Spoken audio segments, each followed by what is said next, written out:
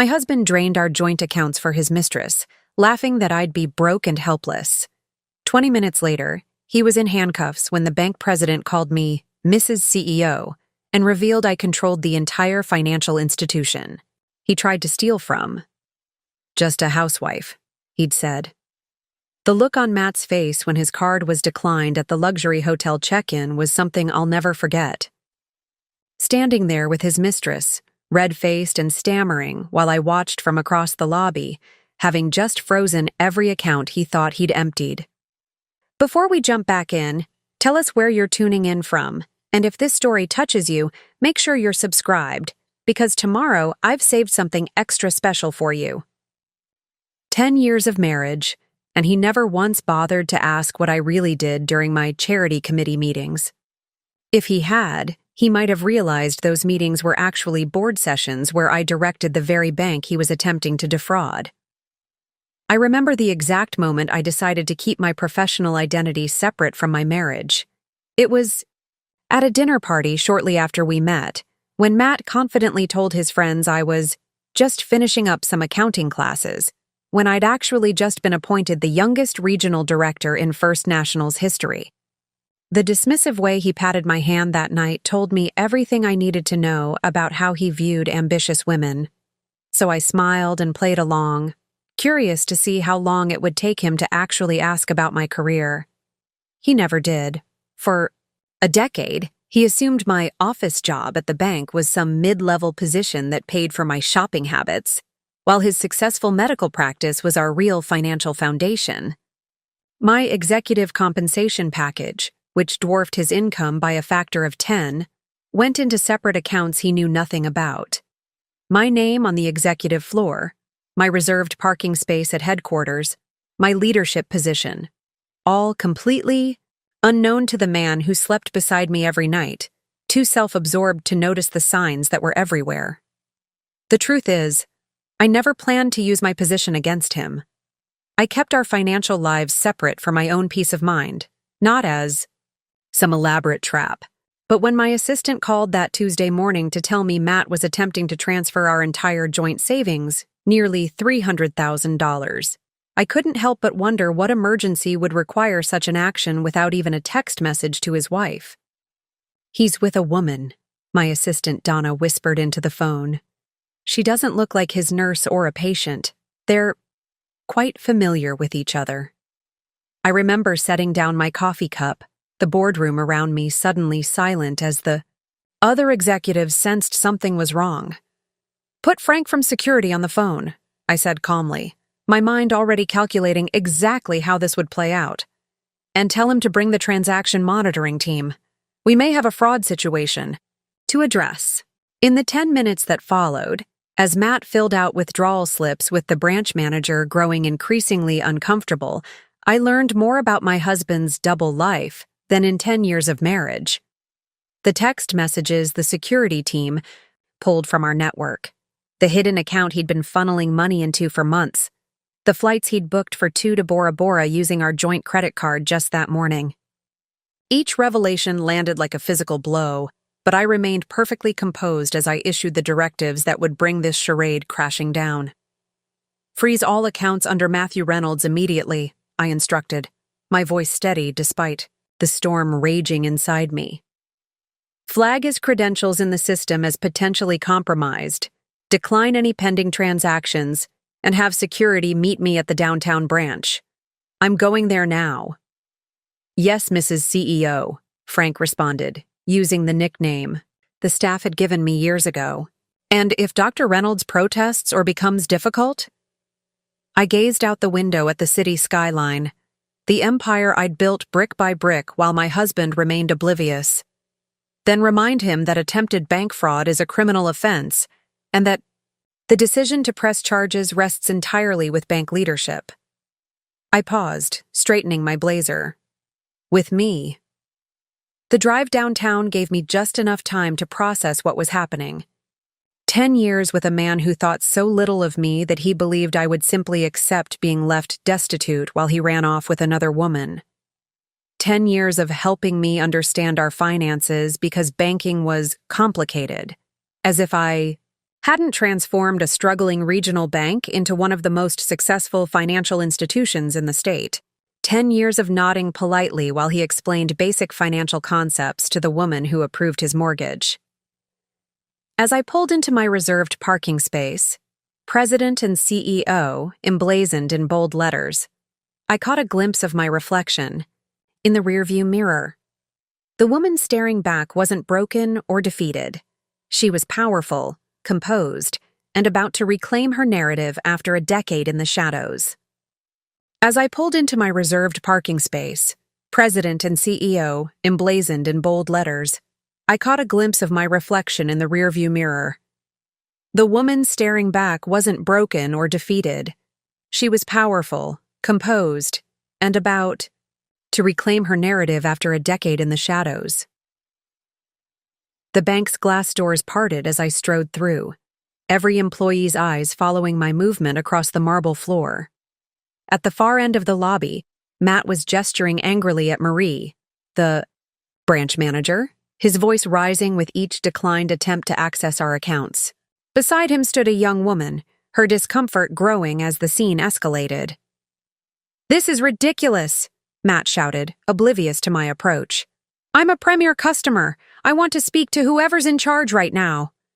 Marie's eyes flicked to mine, relief washing over her face. "That would be me," I said, my voice cutting through the tension like a knife through butter.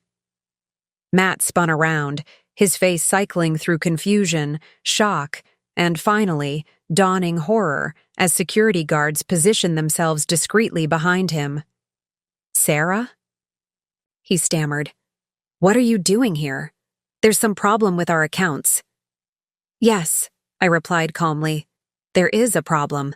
Someone attempted to empty our joint savings and transfer the funds to an unauthorized account.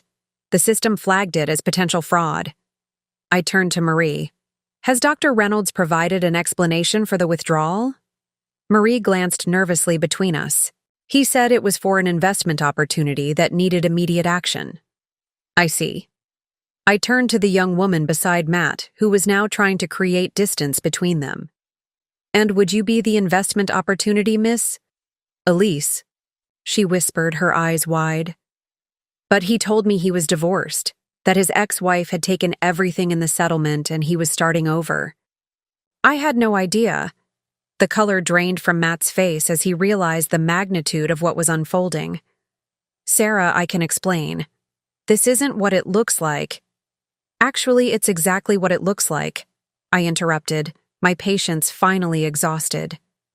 "It looks like attempted bank fraud, facilitated by the systematic deception of both your wife and your mistress." I turned to Frank. "Please escort Dr. Reynolds to your office while I decide whether to contact the authorities." As security moved toward him, Matt's disbelief turned to anger. "You can't do this. You can't just freeze our accounts. You're just a—" "A what, Matt?" I asked quietly, the entire lobby now silent. "Just a wife? Just an employee? Please finish that thought." For perhaps the first time in our marriage, Matt was speechless, finally seeing me clearly. The bank president, the CEO, the woman whose financial acumen he had dismissed for a decade. "Mrs. Reynolds," Frank said, breaking the silence. "How would you like us to proceed?" I studied my husband's face, searching for any hint of the man I thought I'd married. Finding none, I made my decision. "Call the police," I said, "and when they arrive, show them everything we found." 5 minutes later, Matt was escorted to the bank's security office while we waited for the police to arrive. Elise had dissolved into tears in the customer lounge, horrified to discover she'd been manipulated into a role in his scheme. As I watched this drama unfold from my position at Marie's desk, I felt strangely calm, like I was observing a play rather than the implosion of my marriage. The security office's glass walls gave me a clear view of Matt as he paced back and forth, occasionally gesturing emphatically into the air as if rehearsing his defense. For a brilliant surgeon, he was showing remarkably poor judgment, still believing he could talk his way out of this situation like he had so many others. Preparing and narrating this story took us a lot of time, so if you are enjoying it, subscribe to our channel.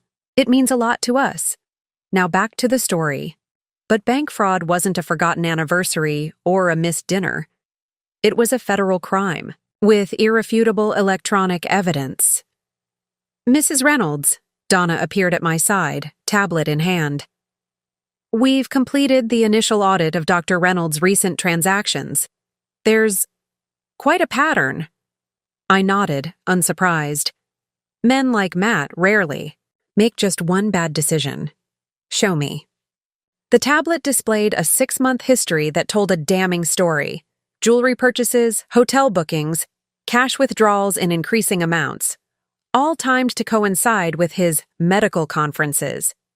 The transfers had started small, just enough to fund their rendezvous without drawing attention, but had grown bolder as his exit plan took shape. The Bora Bora booking was made 3 weeks ago, Donna continued, swiping to reveal the itinerary. One-way tickets, a private villa for 6 months, with an option to extend.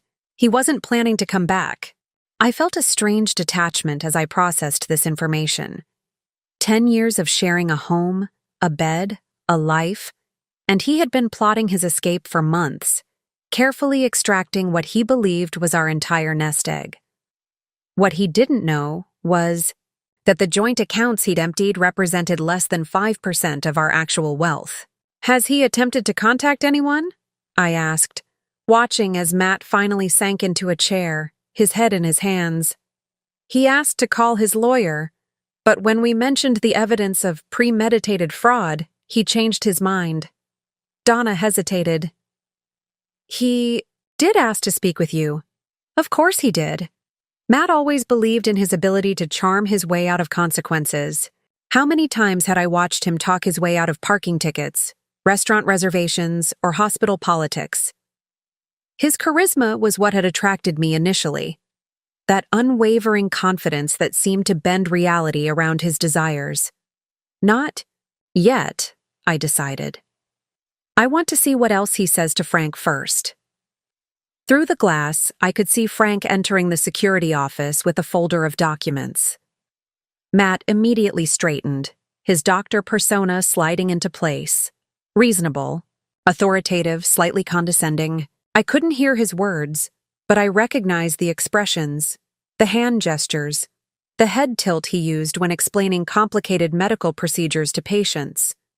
Frank remained impassive, occasionally sliding documents across the table that caused Matt's confident facade to falter. The police should be here in approximately 10 minutes, Marie informed me quietly. Is there anything else you need in the meantime? I considered the question. What did I need? The past few hours had shattered the carefully constructed reality I'd inhabited for a decade. The husband who I thought merely underestimated me had actually been planning to abandon me entirely. Yes, I said finally. I'd like the contents of our safe deposit box brought up, please. Marie nodded and disappeared, returning shortly with the large metal box that contained our most important documents. I inserted my key, then entered the 6-digit code Matt had insisted we use, his medical license number, because it would be easier for me to remember. The irony wasn't lost on me as I lifted the lid. Inside were the expected items, our marriage certificate, property deeds, insurance policies, and a small collection of family jewelry. But as I sifted through the papers, I found something unexpected. A prenuptial agreement I had no memory of signing. Examining it closely, I immediately spotted my forged signature on a document stipulating that all assets acquired during our marriage would remain with the primary income earner in the event of divorce. Would you like some water, Mrs. Reynolds? Donna asked, noticing my expression change. No, I replied, my voice tightening as I placed the fraudulent document aside. I'd like our legal team here immediately. By the time the police arrived, I had a complete picture of what Matt had been planning. Not just an escape with his younger girlfriend, but a calculated financial coup designed to leave me with nothing while he began his new life. He had underestimated me on every level, not just my position, but my intelligence, my attention to detail, and my willingness to hold him accountable. 2 officers entered the bank, their presence immediately commanding attention in the hushed Lobby. I met them by the entrance, introducing myself as both the victim of attempted theft and the president of the institution where the crime had occurred. Their surprise was minimal. They were professionals after all, but I caught the flicker of appreciation in the female officer's eyes. "We understand you have evidence of attempted fraud," she said, notebook in hand. "More than attempted," I corrected. "We have documentation of months of fraudulent activity, culminating in today's effort to empty accounts, and we've just discovered what appears to be a forged prenuptial agreement." The officer's eyebrows rose. That would elevate the charges significantly. I nodded, feeling the weight of the decision before me. Pursuing these charges would mean public exposure, of Matt's crimes certainly, but also of my decade-long choice to conceal my professional identity from my husband. The publicity could affect the bank, our families, my carefully cultivated reputation. But the alternative was unthinkable. The police officers took my statement with professional efficiency, their expressions remaining neutral as I detailed the full extent of Matt's deception. The female officer, Detective Kemp, occasionally glanced toward the security office where my husband sat, her eyes narrowing slightly each time I revealed another layer of his scheme. "So, to confirm, Mrs. Reynolds," she said, reviewing her notes, "you're stating that your husband attempted to withdraw nearly $300,000 from your joint accounts this morning, had booked one-way tickets to Bora Bora for himself and another woman, and you've just discovered what appears to be a forged prenuptial agreement in your safe deposit box." "That's correct," I replied, sliding the document across the desk. "I never signed this. The signature is close, but it's missing the slight upward curve I always include in my last name. And the witness signature is from Dr. Gordon Miller, a colleague of my husband's who died 3 years ago." Detective Kemp's partner whistled softly as he examined the document. "That's not just fraud, that's calculated premeditation. And attempting to clean out joint accounts before disappearing, that crosses multiple state and federal statutes."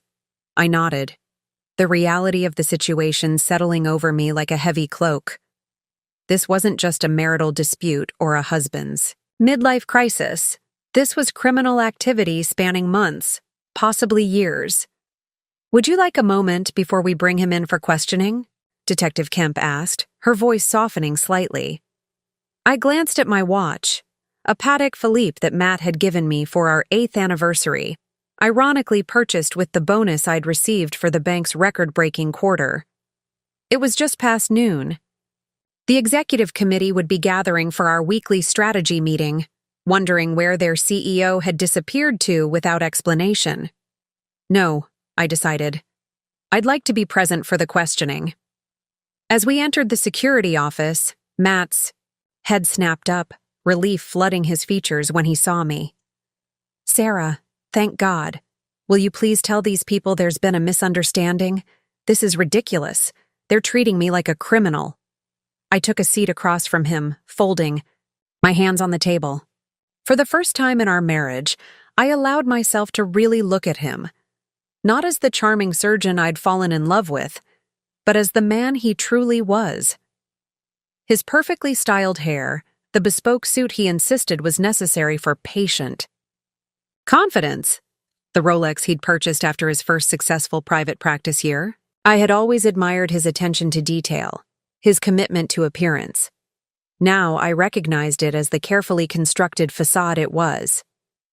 "Matt," I said quietly, "I've just shown the police officers the prenuptial agreement you forged with my signature." The color drained from his face. His eyes flicked to the officers, then back to me, his mind visibly racing for an explanation, an excuse, anything to regain control of the situation. That's absurd," he stammered. "We signed that together, right after we got engaged. You were so excited about starting the marriage that you barely read it, remember? It was your idea to use Gordon as the witness because he was at that dinner party." I didn't respond immediately, noting how he attempted to color the lie with specific details, a tactic I'd seen him use countless times with hospital administrators when defending questionable decisions. I wondered how often he'd employed the same technique with me over the years.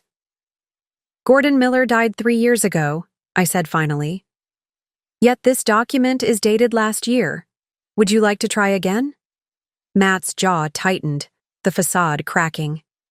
Sarah, whatever you think is happening here. What's happening, I interrupted, is that you're being arrested for bank fraud, forgery, and attempted theft. What's happening is that your plan to abandon your wife destitute while you escaped with another woman has failed spectacularly. Destitute? Matt scoffed, a flash of his true self breaking through the panic. Don't be dramatic. You have your little job at the bank. I made sure you'd have something to occupy your time. Detective Kemp exchanged a glance with her partner, clearly recognizing the dismissive tone. I almost smiled at the dramatic irony of the moment. Matt still had no idea who he was actually speaking to. My little job, I repeated. I reached into my blazer pocket and removed my business card, sliding it across the table to him, Sarah Reynolds. President and Chief Executive Officer, First National Bank. Matt stared at the card, uncomprehending at first, then with dawning horror as the full implications washed over him. His eyes lifted to mine, searching for some sign that this was a joke, a mistake, anything but the truth.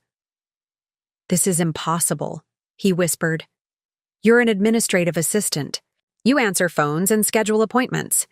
No, Matt, that's what you assumed I did, because you never actually asked. You never came to a single company event in 10 years of marriage.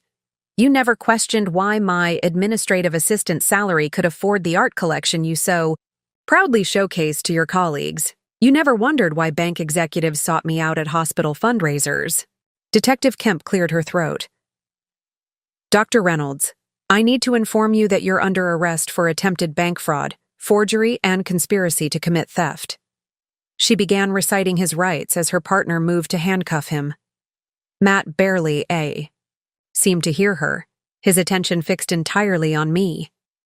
10 years, he said, his voice hollow. For 10 years you let me believe. I let you believe what you wanted to believe, I replied evenly. When we met, I told you I worked at First National in executive leadership. You immediately assumed I meant as some kind of secretary. Rather than correct you, I decided to wait and see how long it would take you to actually ask about my career. You never did. But why? Why would you hide something like that? I didn't hide it, Matt. My name is on the building. My face is on the annual report. My position is mentioned in every financial publication in the state. You simply didn't pay attention to anything that didn't center you. As the officers prepared to escort him out, Matt's shock transformed into anger. So this whole time you've been what? Testing me? Playing some kind of game to prove I didn't care enough? I stood, straightening my jacket. No, Matt. I was simply observing. And what I observed over 10 years was a man so convinced of his own importance that he couldn't imagine his wife having an identity beyond her relationship to him. A man who planned to steal what he thought was every penny I had and leave me with nothing. Mrs. Reynolds, Detective Kemp interjected gently. We need to take him to the station now for formal processing. I nodded, suddenly feeling the emotional weight of the morning. 10 years of marriage ending in handcuffs and criminal charges. Not exactly the anniversary celebration we'd planned for next month. One last thing, I said, as the officers began leading Matt toward the door. Those accounts you tried to empty? They represent less than 5% of our actual assets. You weren't just cruel, Matt. You were careless. His face contorted with a mixture of rage and humiliation as the officers guided him through the bank lobby. Employees pretended not to watch as the husband of their CEO was escorted out in handcuffs, though I knew the story would spread through the building within minutes. As they disappeared through the front doors, Donna appeared at my side. The executive committee is waiting in the boardroom. I've informed them you're handling a security situation and will join shortly.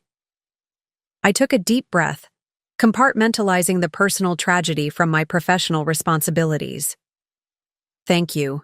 Donna, please also contact my attorney. It seems I'll be needing a divorce lawyer after all. The executive meeting progressed with remarkable normalcy, considering I had just had my husband arrested in the lobby of our flagship branch. My team was professional enough not to mention the commotion they'd undoubtedly heard about, focusing instead on quarterly projections and the upcoming merger with Western Trust. Only Donna, sitting quietly in the corner taking minutes, occasionally glanced at me with concern when she thought I wasn't looking. And finally, Frank concluded, closing his presentation folder, security protocols for the merger announcement have been enhanced following last quarter's market speculation. We've implemented the measures you requested, Mrs. Reynolds. I nodded, grateful for his discretion. Only Frank knew that the enhanced measures included monitoring Matt's communications after I'd noticed small inconsistencies in our joint accounts 3 months ago. That vigilance had ultimately revealed his relationship with Elise and the elaborate escape plan he'd been crafting. Thank you, everyone, I said, rising to signal the end of the meeting. Please make sure your departments are prepared for next week's regulatory review. As the room cleared, Gordon Harris, our chief legal officer, lingered behind. A friend from law school who had joined the bank shortly after I became COO, Gordon was one of the few people who knew the unusual arrangement of my marriage. I heard what happened, he said quietly once we were alone. The arrested husband is apparently quite the topic in the break room. They don't know it's yours yet. I sighed, removing my glasses to rub the bridge of my nose. It won't take long to connect the dots. Dr. Matthew Reynolds, husband of Sarah Reynolds. The press will have a field day once the arrest record becomes public. Gordon nodded, his expression grave. I've taken the liberty of calling Elise Marshall from Crisis Management. We should get ahead of this story before it breaks on its own terms. The thought of my private life becoming tabloid fodder made my stomach twist, but Gordon was right. In banking, perception was often as important as reality. A CEO who couldn't maintain order in her own marriage might be viewed as equally incapable of maintaining order in her institution. Thank you, I said, gathering my papers. Set up the meeting for... My phone buzzed with a text notification. Matt's mother. Why are the police at my house with a search warrant? What's happening, Sarah? Call me immediately. I showed the message to Gordon, who frowned. They're moving quickly. Must have been concerned about evidence tampering. Another text arrived, this one from a number I didn't recognize. This is Elise Winters, Matt's friend. They're letting me call one person before. They take my phone as evidence. I didn't know he was married. I swear I didn't know about any of this. I'm so sorry. The reality of how many lives were being upended crashed over me. Matt's parents, who had always been kind to me despite their son's subtle dismissal of my career. This young woman, Elise, who appeared to be as much a victim of Matt's deception as I was. The ripple effects were spreading outward, touching everyone in Matt's orbit. Sarah, Gordon's voice broke through my thoughts. You don't have to handle this alone. Let us help you. I nodded, suddenly feeling the weight of the day pressing down on me. Set up the crisis management meeting for 4 I need to make some calls first. Back in my office, I sank into the leather chair that had been my sanctuary for countless late nights and early mornings. On my desk sat a silver-framed photo from my wedding day, Matt and I beaming at each other, my expression open and trusting, his confident and assured. I turned the frame face down, no longer able to reconcile that hopeful bride with the woman I now knew myself to be. My direct line rang. The hospital administrator where Matt had surgical privileges. Mrs. Reynolds, I'm calling about a rather delicate matter concerning your husband, she began, her voice carefully neutral. You've heard about his arrest, I stated, unsurprised that news had traveled so quickly. Yes, she confirmed. We've placed him on administrative leave pending the outcome of the investigation. But there's another matter. A nurse has come forward with allegations of inappropriate behavior. In light of today's events, we're taking her claims more seriously than we might have otherwise. My hand tightened around the receiver. What kind of allegations? There was a pause. It seems Dr. Reynolds may have been engaged in multiple inappropriate relationships. The nurse in question believed they were exclusively involved and was distressed to learn about his plans with another woman. She's provided text messages that corroborate her account. Multiple relationships? Of course.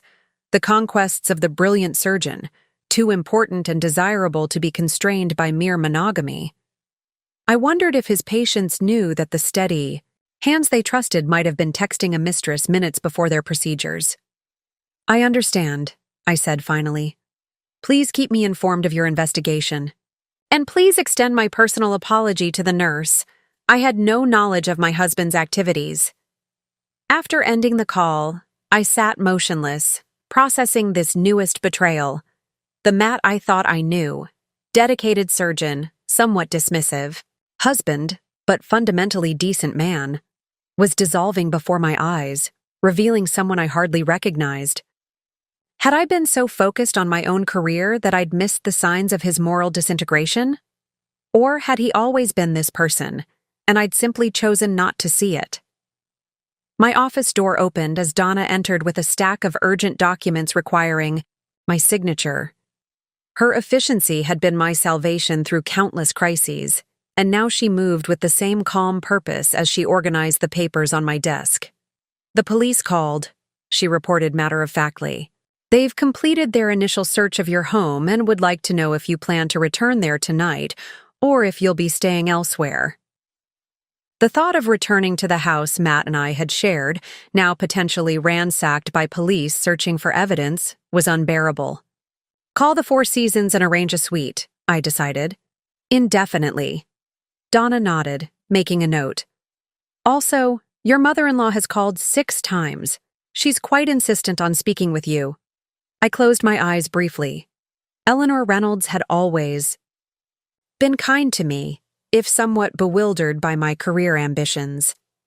The southern gentility that prevented her from openly questioning why her daughter-in-law would want to work such long hours at a bank when her son was a successful surgeon would now be shattered by the reality of her son in handcuffs. I'll call her after the crisis management meeting, I promised, though the prospect of that conversation filled me with dread. As Donna turned to leave, a thought occurred to me. Wait, what happened to the young woman who was with Matt? Elise? She gave her statement to the police and was released. She seemed quite devastated by the revelations. I nodded, surprisingly free of animosity toward the woman. By all appearances, she had been another victim of Matt's elaborate deceptions. If she calls again, put her through to me, I said, surprising myself with the decision. Left alone again. I turned to the window overlooking the city where I'd built my career while maintaining the fiction of being merely a supportive doctor's wife. The irony wasn't lost on me.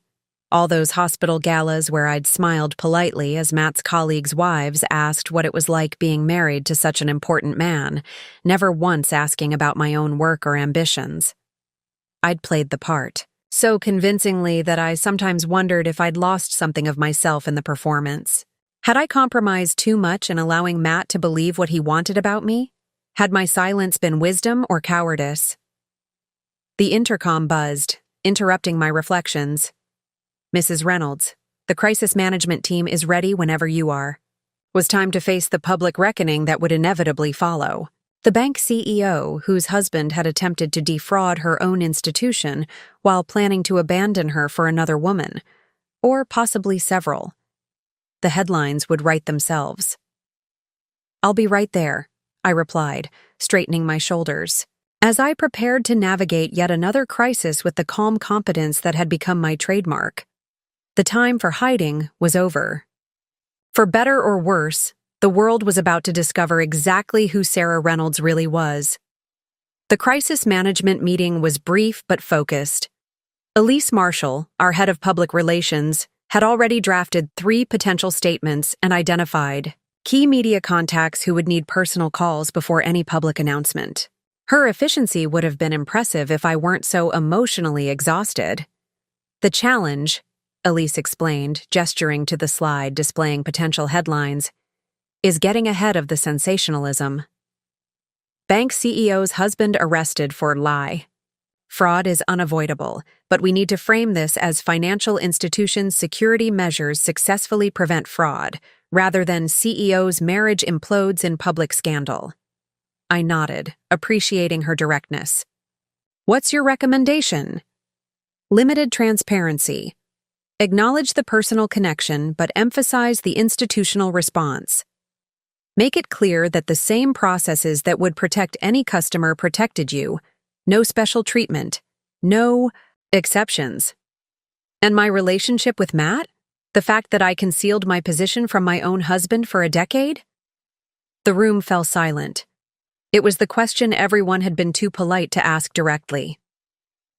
Elise hesitated, choosing her words carefully. That's trickier. Traditionally, we'd advise presenting it as a privacy choice rather than a deliberate deception. But given the unusual circumstances, given that my husband is a narcissistic fraud who never bothered to learn what his wife actually did for a living, I finished for her, my tone sharper than intended.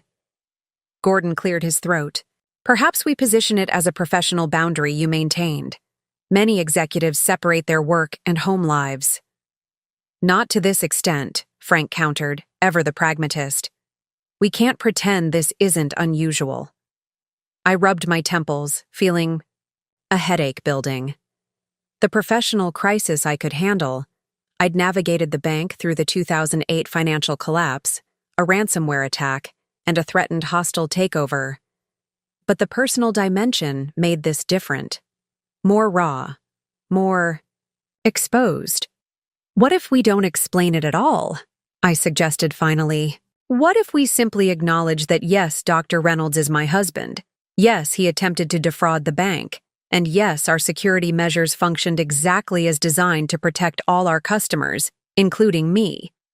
No justifications for why he didn't know my position. No explanations about our marriage arrangement. Elise looked thoughtful. It's unconventional, but it might work. The less we try to explain, the less there is to sensationalize. The media will speculate regardless, Gordon added. But without fuel from us, the story will burn out faster. I turned to Frank, who had been uncharacteristically quiet. Security concerns? He frowned slightly. I'm more worried about practical matters. The police have secured your home as a potential crime scene. Your husband's assets are likely to be frozen during the investigation. Have you considered your immediate living situation? Donna's arranging a suite at the Four Seasons. And personal. Security? Once this breaks, there will be press attention, possibly unwelcome. I hadn't considered that aspect. The idea of needing protection from journalists felt surreal, another unexpected consequence of Matt's betrayal. Arrange whatever you think necessary, I conceded, but nothing obvious, no visible bodyguards. The meeting concluded with action items assigned and a timeline established. The official statement would be released tomorrow morning, following personal calls to board members and key investors tonight. The bank would operate normally, its CEO present and visibly in control despite her private turmoil. As the team filed out, Marie appeared at the door. Mrs. Reynolds, she said quietly, there's a Ms. Winters here to see you. She doesn't have an appointment, but she's quite insistent. Elise Winters, the woman who had been with Matt at the bank this morning. The other woman, my replacement. Send her in, I decided, ignoring the surprised expressions around me.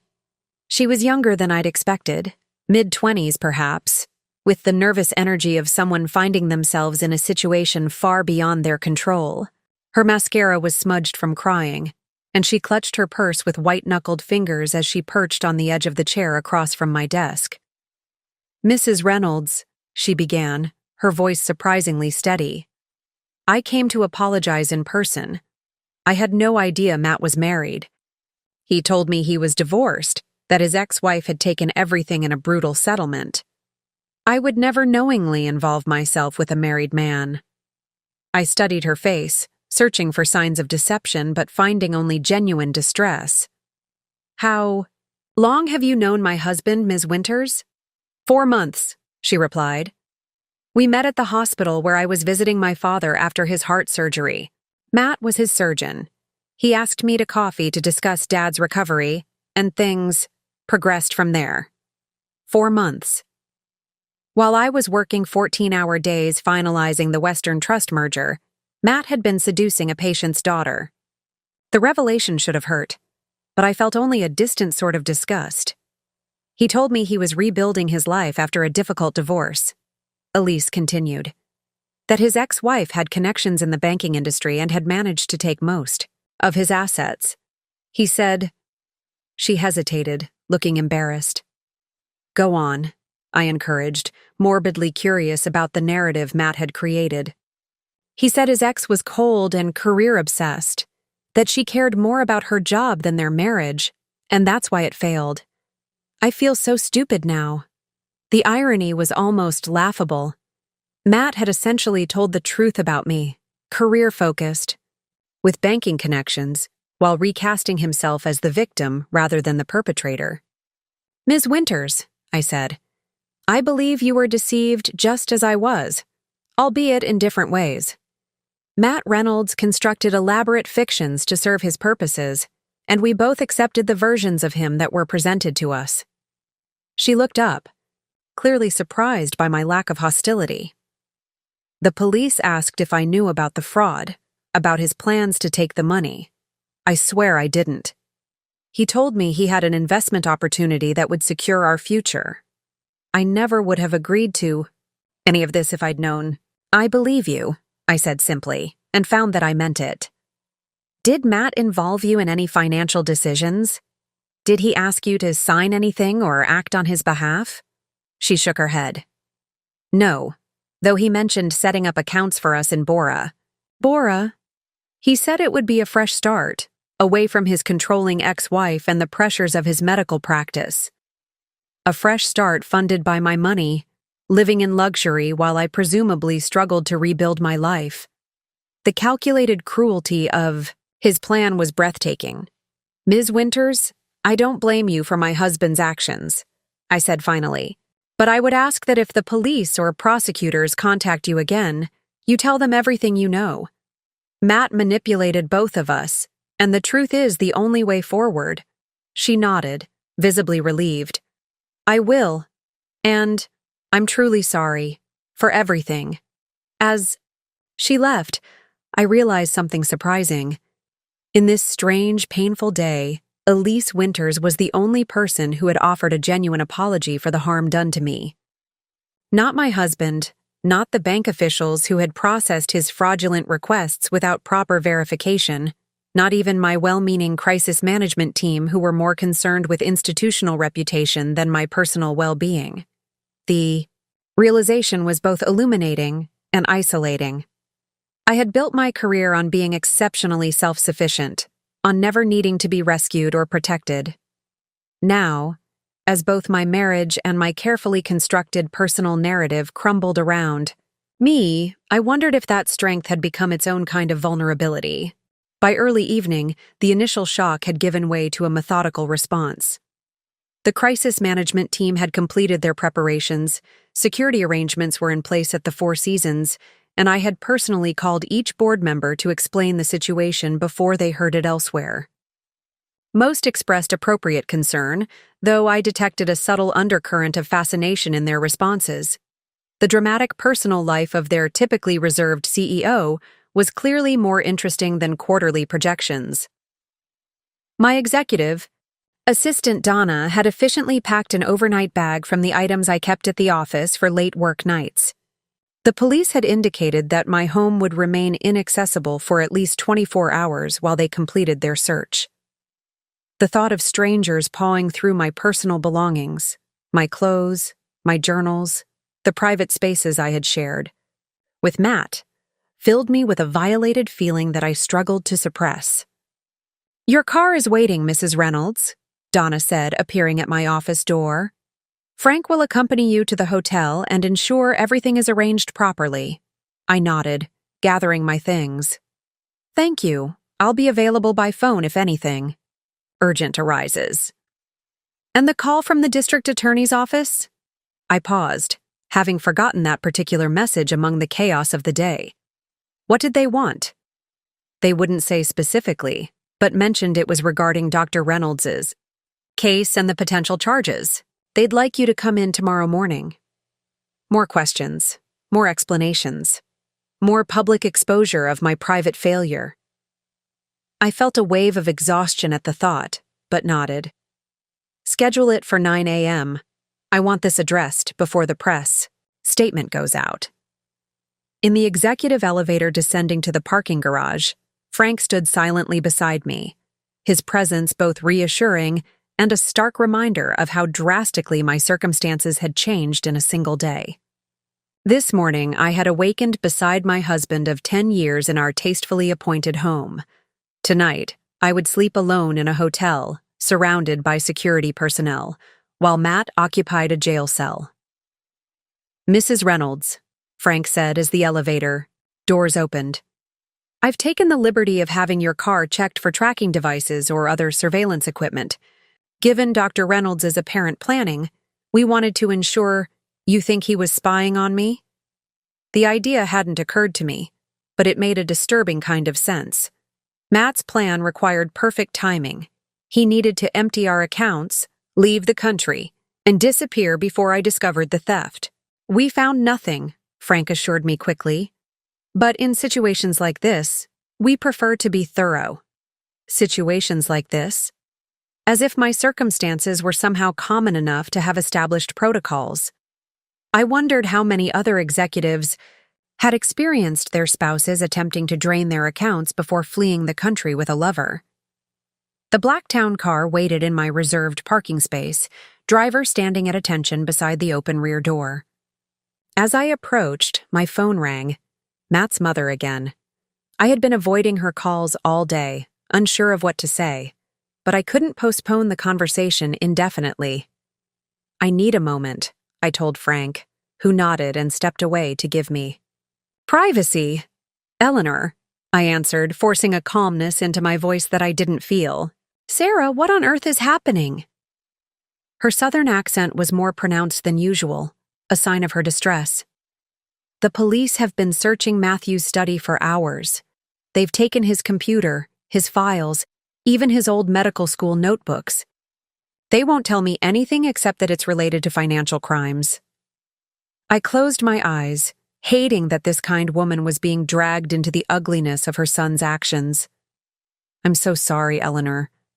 Matt attempted to empty our joint accounts this morning. The bank's fraud detection system flagged the transaction. Given the amount and pattern, it triggered an automatic law enforcement response. But that must be a mistake, she protested. Matthew wouldn't steal from you. There must be some explanation. The maternal instinct to defend her child regardless of evidence was both touching and frustrating. He was at the bank with another woman, Eleanor. They had one-way tickets to Bora Bora purchased for tomorrow morning. The silence that followed was heavy with realization. When she spoke again, her voice was smaller, the certainty replaced by doubt. I don't understand. You two seemed so happy. Had we? I wondered. We had been polite, cordial, functioning as efficient partners in maintaining a pleasant household and social calendar. But happy? When was the last time Matt and I had shared anything meaningful beyond schedule coordination and household management? I thought we were, I said, the partial. Lie easier than explaining the complex reality of our marriage. I was blindsided by this too. Have you spoken to him? Has he explained? Not yet. The truth was, I wasn't sure I wanted his explanation. What could he possibly say that would make sense of this betrayal? Eleanor sighed, and I could picture her pressing a hand to her forehead in the gesture Matt had inherited. This isn't like him, Sarah. Something must have happened. Maybe he's having some kind of breakdown. I bit back the reflexive response that this was exactly like Matt, that his narcissism and entitlement had simply reached their logical conclusion. Instead, I offered the kindest truth I could manage. I don't know what happened, Eleanor, but I'm as shocked as you are. After promising to keep her informed of developments, I ended the call and joined Frank in the waiting car. As we pulled away from the bank building, I caught sight of my name on the executive parking sign, Sarah Reynolds, President and CEO, and wondered if Matt had ever noticed it during the rare occasions he'd visited the bank. Had he truly never made the connection, or had he deliberately maintained his fiction of my lesser position because it suited his self-image? The ride.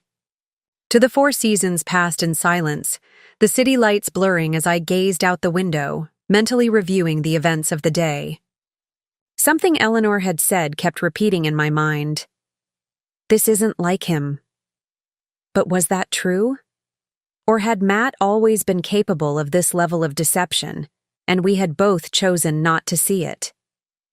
At the hotel, the staff were discreetly efficient, having been briefed that a high-profile guest requiring privacy would be arriving. The suite was elegant, but impersonal, with none of the comforts or familiarity of home. I thanked Frank, assured him I would call if I needed anything, and finally found myself alone. The silence was overwhelming. For the first time since discovering Matt's betrayal that morning, I had no immediate crisis to manage, no audience to maintain composure for, no practical matters requiring my attention. It was just me and the wreckage of my marriage, alone in a hotel room with a view of the city I had conquered professionally while failing spectacularly in my personal life. Slipped off my heels, padding across the plush carpet to the window. Below, the city continued its evening rhythm, unaware and unconcerned with my private drama. Thousands of lives intersecting, connecting, separating. How many other betrayals were unfolding tonight? How many other carefully constructed realities were crumbling in private pain? My phone buzzed with a text from Donna. They've arrested a second woman, another nurse from the hospital. She claims Matt promised to leave you for her months ago. A laugh escaped me, a sharp, bitter sound that startled me with its harshness. Of course there was another woman, probably more than one. Matt's ego wouldn't be satisfied with a single conquest. He needed constant validation, continuous affirmation of his desirability and importance. As I sank onto the edge of the immaculately made bed, the facade of control I had maintained all day finally cracked. 10 years of marriage to a man who had never truly known me, or perhaps worse, had never wanted to know me. 10 years of playing a role that diminished my accomplishments while elevating his. 10 years wasted on someone who had been planning to abandon me with nothing. For the first time since that morning, alone in the anonymous luxury of a hotel suite, I allowed myself to cry. Morning arrived with brutal efficiency, sunlight streaming. Through curtains I'd neglected to fully close. For a disorienting moment, I reached across the bed, expecting to find Matt's familiar warmth. Instead, my hand met cool, empty sheets, and reality came crashing back. My husband was in jail. I was in a hotel. Our life together had been revealed as an elaborate construction of half-truths and deliberate blindness. My phone showed 17 missed calls, the district attorney's office confirming our meeting, Eleanor seeking updates, Gordon with legal developments, and several numbers I didn't recognize that I assumed were journalists who had somehow gotten my private number. News traveled quickly in banking circles, and a scandal involving the CEO of First National would be impossible to contain for long. I showered and dressed with mechanical precision, selecting a charcoal gray suit that projected the exact blend of authority and restraint needed for a meeting with prosecutors. The woman in the mirror looked remarkably composed for someone whose personal life had imploded spectacularly just hours ago. Only the slight shadows beneath my eyes hinted at the sleepless night I'd spent alternating between anger and an unexpected grief. Mrs. Reynolds, good morning. Frank appeared in the hotel corridor as I exited my room, his presence both reassuring and a reminder of my new reality. The car is waiting. We've taken a different route to avoid the 2 news vans that were setting up outside the bank this morning. So it had begun. Thank you, Frank. Any other developments I should know about? He handed me a tablet with the morning's news summary. The story broke in the financial press about an hour ago. It's being reported as alleged financial improprieties involving the spouse of a banking executive for now. Your name hasn't been specifically mentioned yet, but it's only a matter of time, I finished for him, skimming the headlines. The business world was a small one, and the arrest of a prominent surgeon married to a bank CEO was too juicy to remain ambiguous for long. The district attorney's office occupied the 5th floor of a brutalist concrete structure downtown, its institutional grimness a stark contrast to the elegant efficiency of my bank headquarters. Assistant District Attorney Marie Gonzalez greeted me with a professional handshake and ushered me into a conference room where 2 other attorneys and a police detective waited. Mrs. Reynolds, thank you for coming in, Gonzalez began, her tone respectful but not deferential. We have some developments in your husband's case that we wanted to discuss with you directly. I nodded, maintaining the composed demeanor that had become my armor.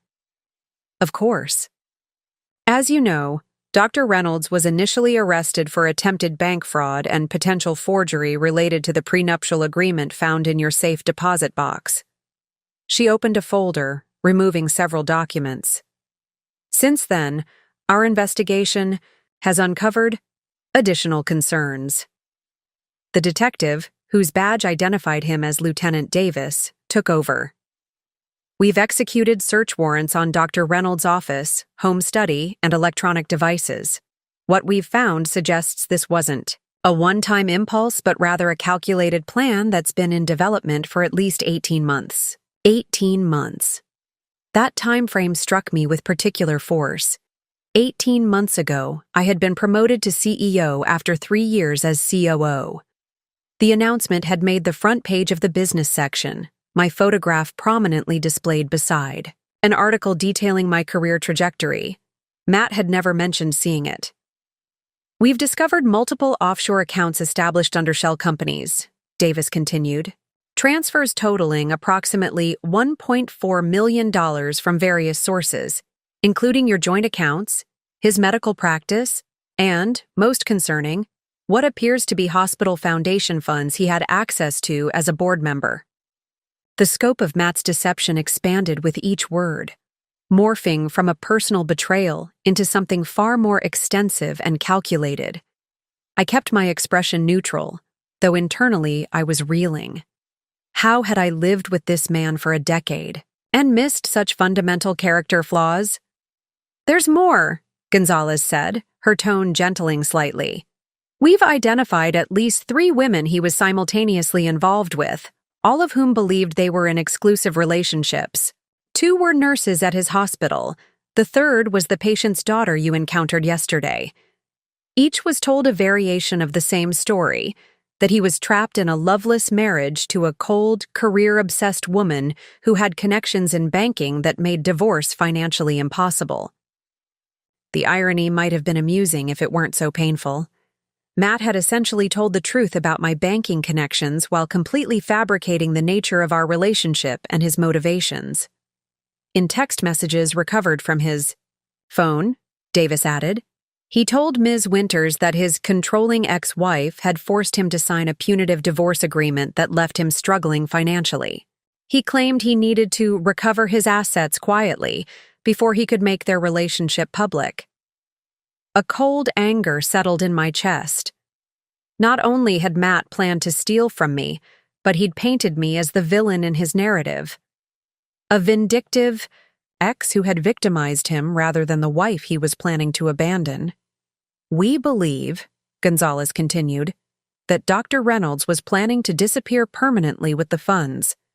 The one-way tickets, the offshore accounts, the forged documents, establishing alternative identities we found in his office safe. These suggest he never intended to return. Alternative identities? I repeated, this new revelation momentarily breaking through my composed facade. Davis nodded, sliding a photocopy across the table. It showed a passport with Matt's photograph, but a different name, Daniel Matthews. We found 3 sets of identification documents, each with different names but all with his photo. Extremely high-quality forgeries. The man I had slept beside for 10 years had been preparing escape identities like a character in a thriller novel. The disconnect between the Matt I thought I knew, ambitious, somewhat self-absorbed, but fundamentally conventional, and this stranger who had created elaborate false identities was so profound that I struggled to reconcile them. "Mrs. Reynolds," Gonzalez said, watching me carefully, "given the extent of the fraud we're uncovering, this case has expanded significantly beyond the original charges. The U.S. Attorney's Office is now involved due to the interstate and potentially international nature of the financial crimes." I understood the implication immediately. This was no longer just a domestic matter or even a local criminal case. It was becoming a federal investigation with potential banking regulation implications. The professional consequences were now inextricably tangled with the personal ones. "What do you need from me?" I asked, my voice steady despite the turmoil. "Beneath. For now, continued cooperation and discretion," Gonzalez replied. "We'll need detailed statements about your financial arrangements, access to relevant accounts, and information about your husband's activities over the past 2 years. The challenge is conducting this investigation thoroughly while minimizing institutional damage to the bank." There it was, the acknowledgement that my position made this case particularly sensitive.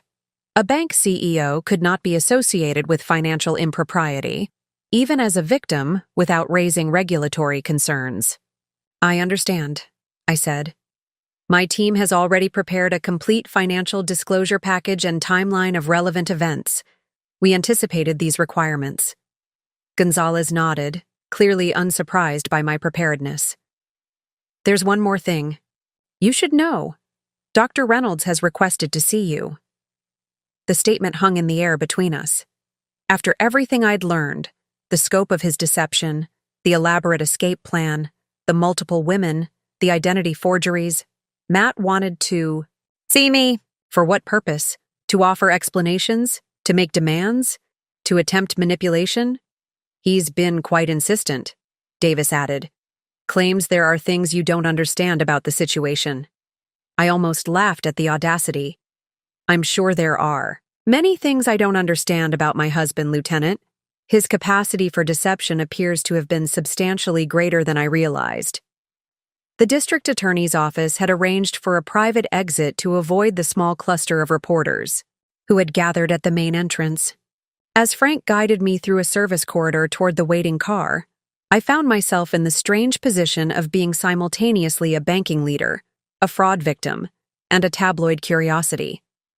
The competing identities created a surreal disconnect, as if I were observing someone else's life unraveling instead of my own. "Mrs. Reynolds, the press statement is scheduled for release in 40 minutes, Elise Marshall's voice informed me through the car's speakerphone once we were safely inside. "All board members have been briefed, and we've prepared talking points for branch managers in case customers have questions."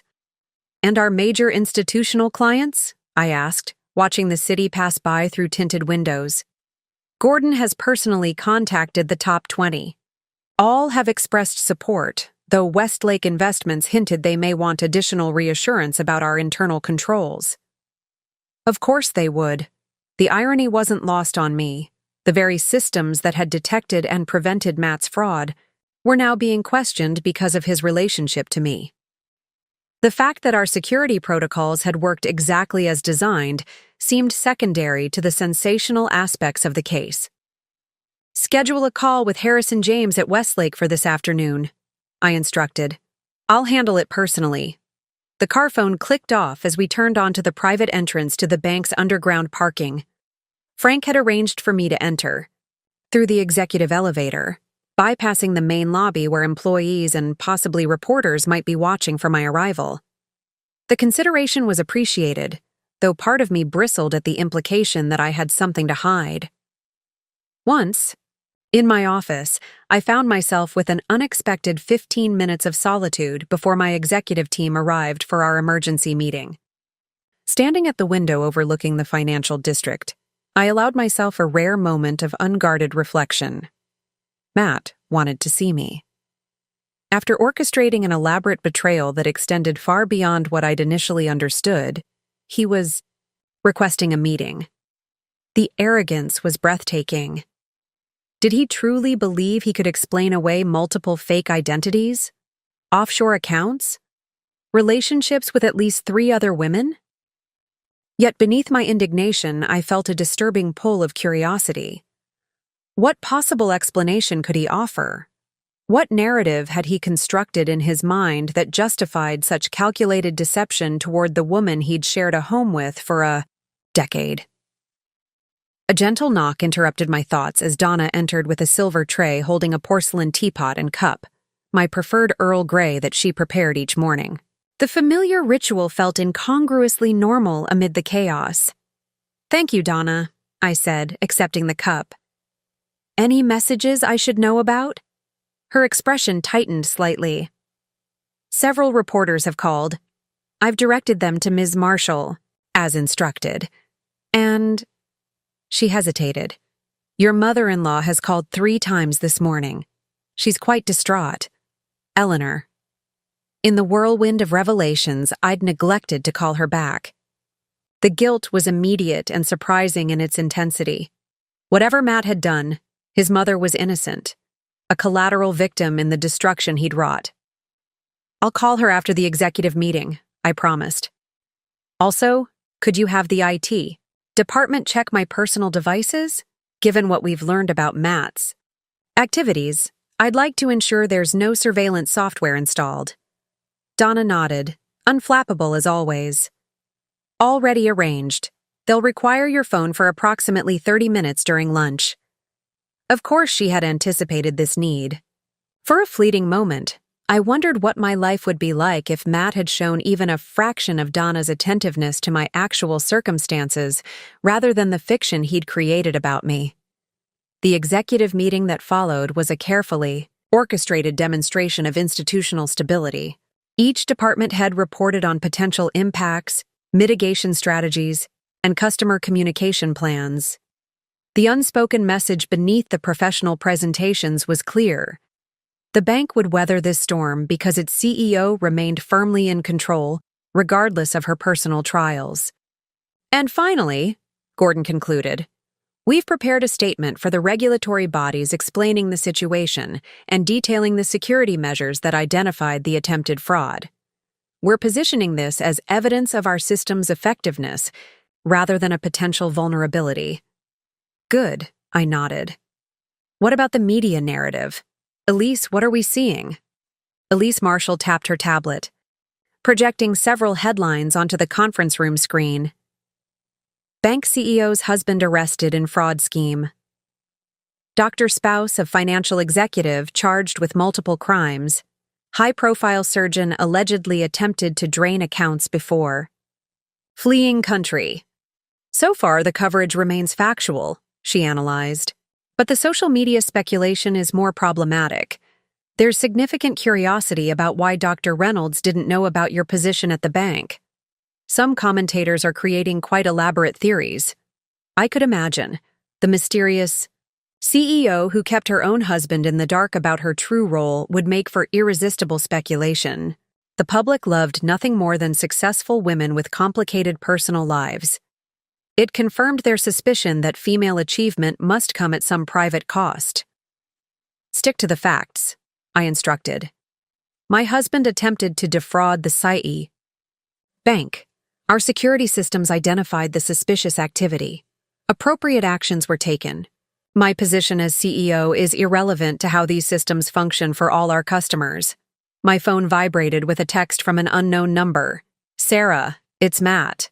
They're letting me use the phone briefly. Please come see me. There are things you don't understand. Things I need to explain in person. Please." The audacity was breathtaking. After everything he'd done, he still believed himself entitled to my time, my attention, my willingness to listen. The text illuminated the fundamental character flaw that had likely driven his entire scheme, an unshakable belief that his desires superseded all other considerations, including law, ethics, and basic human decency.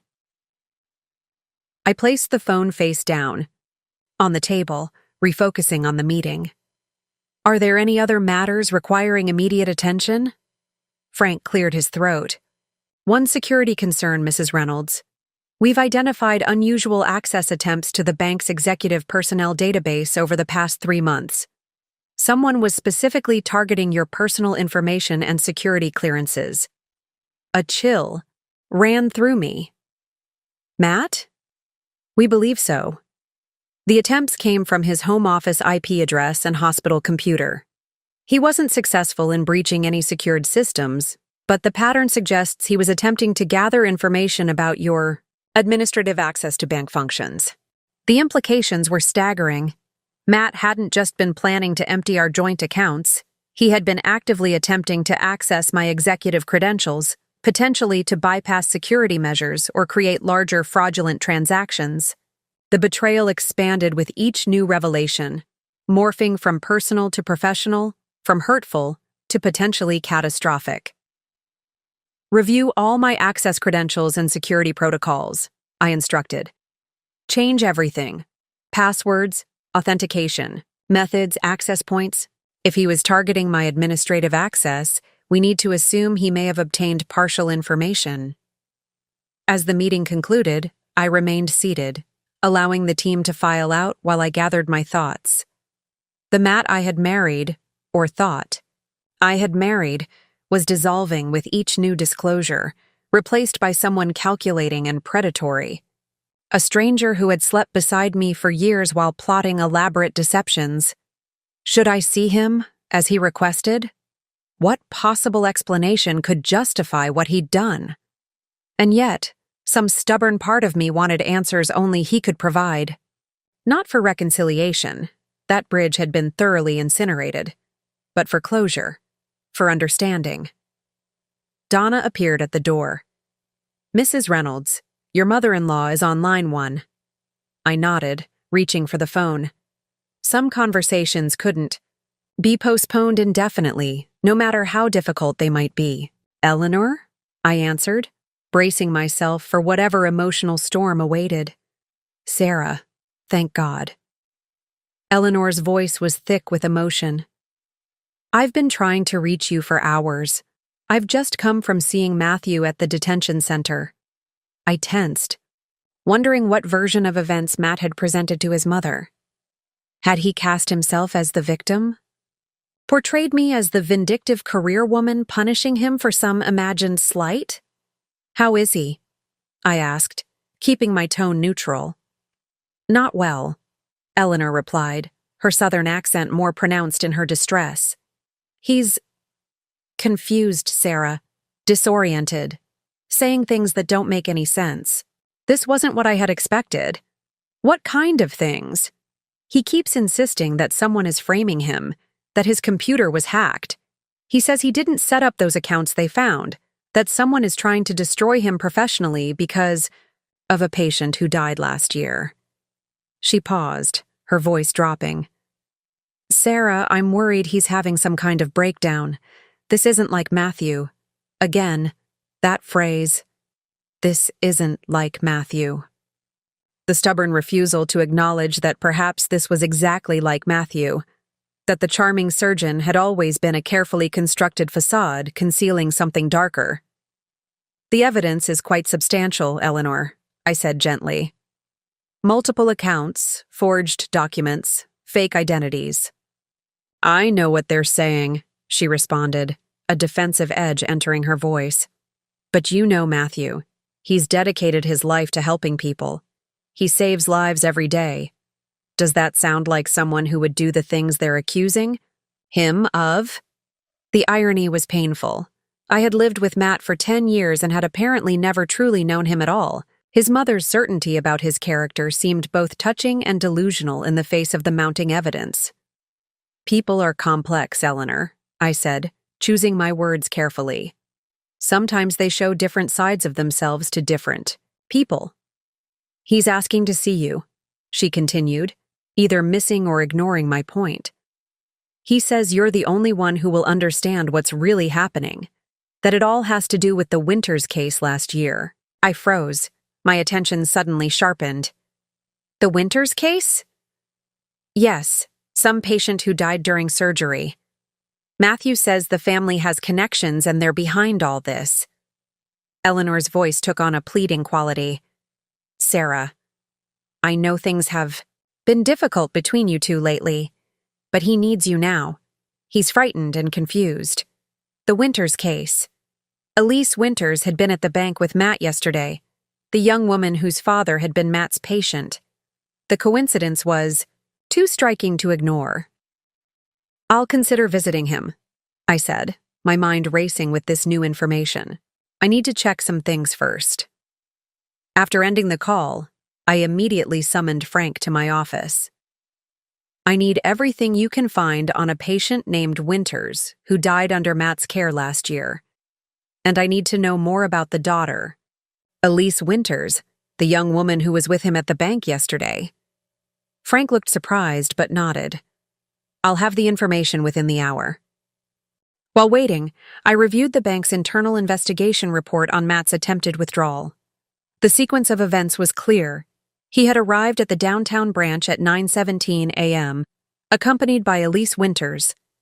He had requested a withdrawal of $287,500 from our joint savings account, an amount just under the $300,000 threshold that would have triggered additional verification under banking regulations. The transaction had been flagged, not because of the amount, but because it matched a pattern of suspicious withdrawals over the previous 3 months. What if there was something to Matt's claims of being framed? Not the multiple affairs. Those seemed undeniable given the text messages and witness statements. But the financial crimes? The forged identities? Could someone have orchestrated this elaborate scheme to destroy him? The rational part of my mind rejected the idea. The evidence was too comprehensive, the planning too detailed. Yet a small voice of doubt persisted. In 10 years of marriage, despite his dismissiveness and narcissism, I had never known Matt to be criminal. Arrogant, yes. Self-absorbed, certainly. But capable of identity theft and elaborate financial fraud? Frank returned sooner than expected, tablet in hand. Mrs. Reynolds, I think you need to see this immediately. The screen displayed a news article from 14 months ago. Prominent surgeon Dr. Matthew Reynolds, cleared in wrongful death investigation. Hospital board finds no evidence of negligence in Winters' case. Harold Winters, 67, died during a routine cardiac procedure performed by Dr. Reynolds, Frank summarized. The family filed a wrongful death lawsuit claiming negligence, but the hospital review board cleared Matt of any wrongdoing. The case was dismissed 6 months ago. And the daughter? Elise Winters? Frank swiped to another screen. That's where it gets interesting. The daughter who was with Dr. Reynolds yesterday is not named Elise. Harold Winters' daughter is named Amanda Winters, age 31, an investment banker with Morgan Stanley. I felt a cold certainty settle in my chest. Show me a photograph. Frank turned the tablet toward me, revealing a professional headshot of a woman with sharp features and calculating eyes, someone who bore no resemblance to the tearful young woman who had sat in my office yesterday, the woman who came to the bank with Matt, who later visited me claiming to be Elise Winters. She's an imposter. Frank nodded grimly. It appears so. And there's more. The real Amanda Winters left Morgan Stanley 4 months ago to start her own financial consulting firm. Her first major client? Western Trust Bank. The same bank we were in the process of acquiring. The connections were starting to form an alarming pattern. Check the background of the 2 nurses who came forward claiming relationships with Matt, I instructed. And I need to know if there have been any unusual trading patterns in our stock over the past 3 months. As Frank left to gather the information, I sat back in my chair, my mind racing. What if Matt had been telling the truth, at least partially? What if someone was using his personal failings to orchestrate a larger scheme?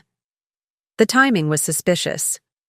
Our acquisition of Western Trust had been kept strictly confidential, with only the board and senior executive team aware of the full details.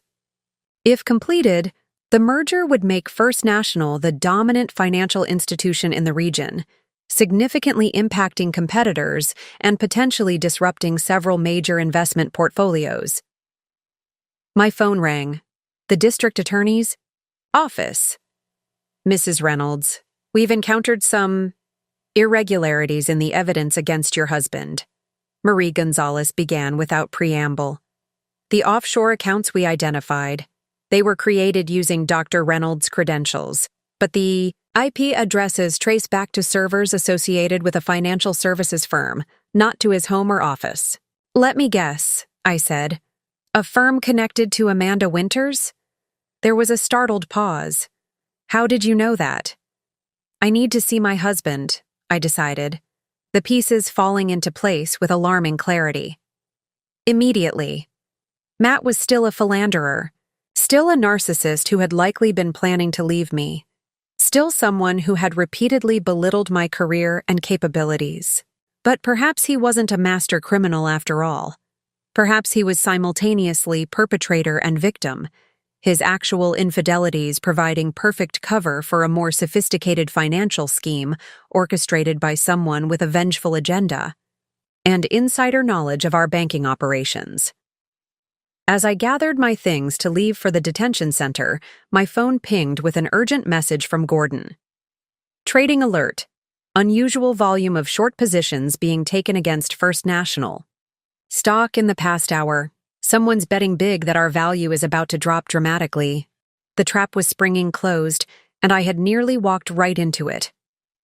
My husband's betrayal had been weaponized as part of a larger financial attack, one that required the bank's CEO to be personally and professionally compromised at the exact moment when our largest acquisition was most vulnerable. For the first time since this nightmare began, I felt my strategic mind fully engage, the personal hurt and confusion giving way to cold, analytical clarity. Someone had made a critical mistake in their calculations. They had assumed that the personal humiliation of Matt's betrayal would cloud my professional judgment, leaving the bank exposed during a crucial transition. They had underestimated exactly the wrong woman. The county detention center existed in stark contrast to the polished, elite environments I typically navigated. Cold fluorescent lighting cast a sickly pallor over institutional green walls as I was led through a series of security checkpoints, each one stripping away another layer of the dignity and authority I carried in the outside world. No special treatment was offered to the CEO of First National Bank here. Just the same metal detectors, bag searches, and brisk procedural instructions given to every visitor. I was escorted to a private attorney-client room rather than the standard visitation area, a small concession arranged by our legal team that would allow a conversation without monitoring or recording.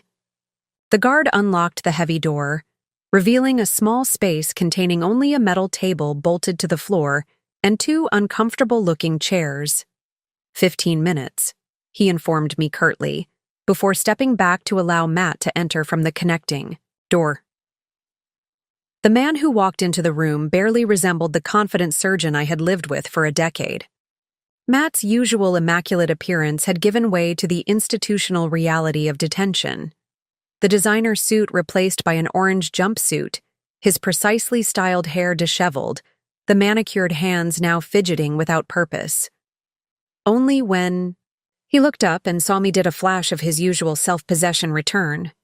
"Sarah," he breathed, relief washing over his features. "You came." "Sit down, Matt," I instructed, taking the chair across from him.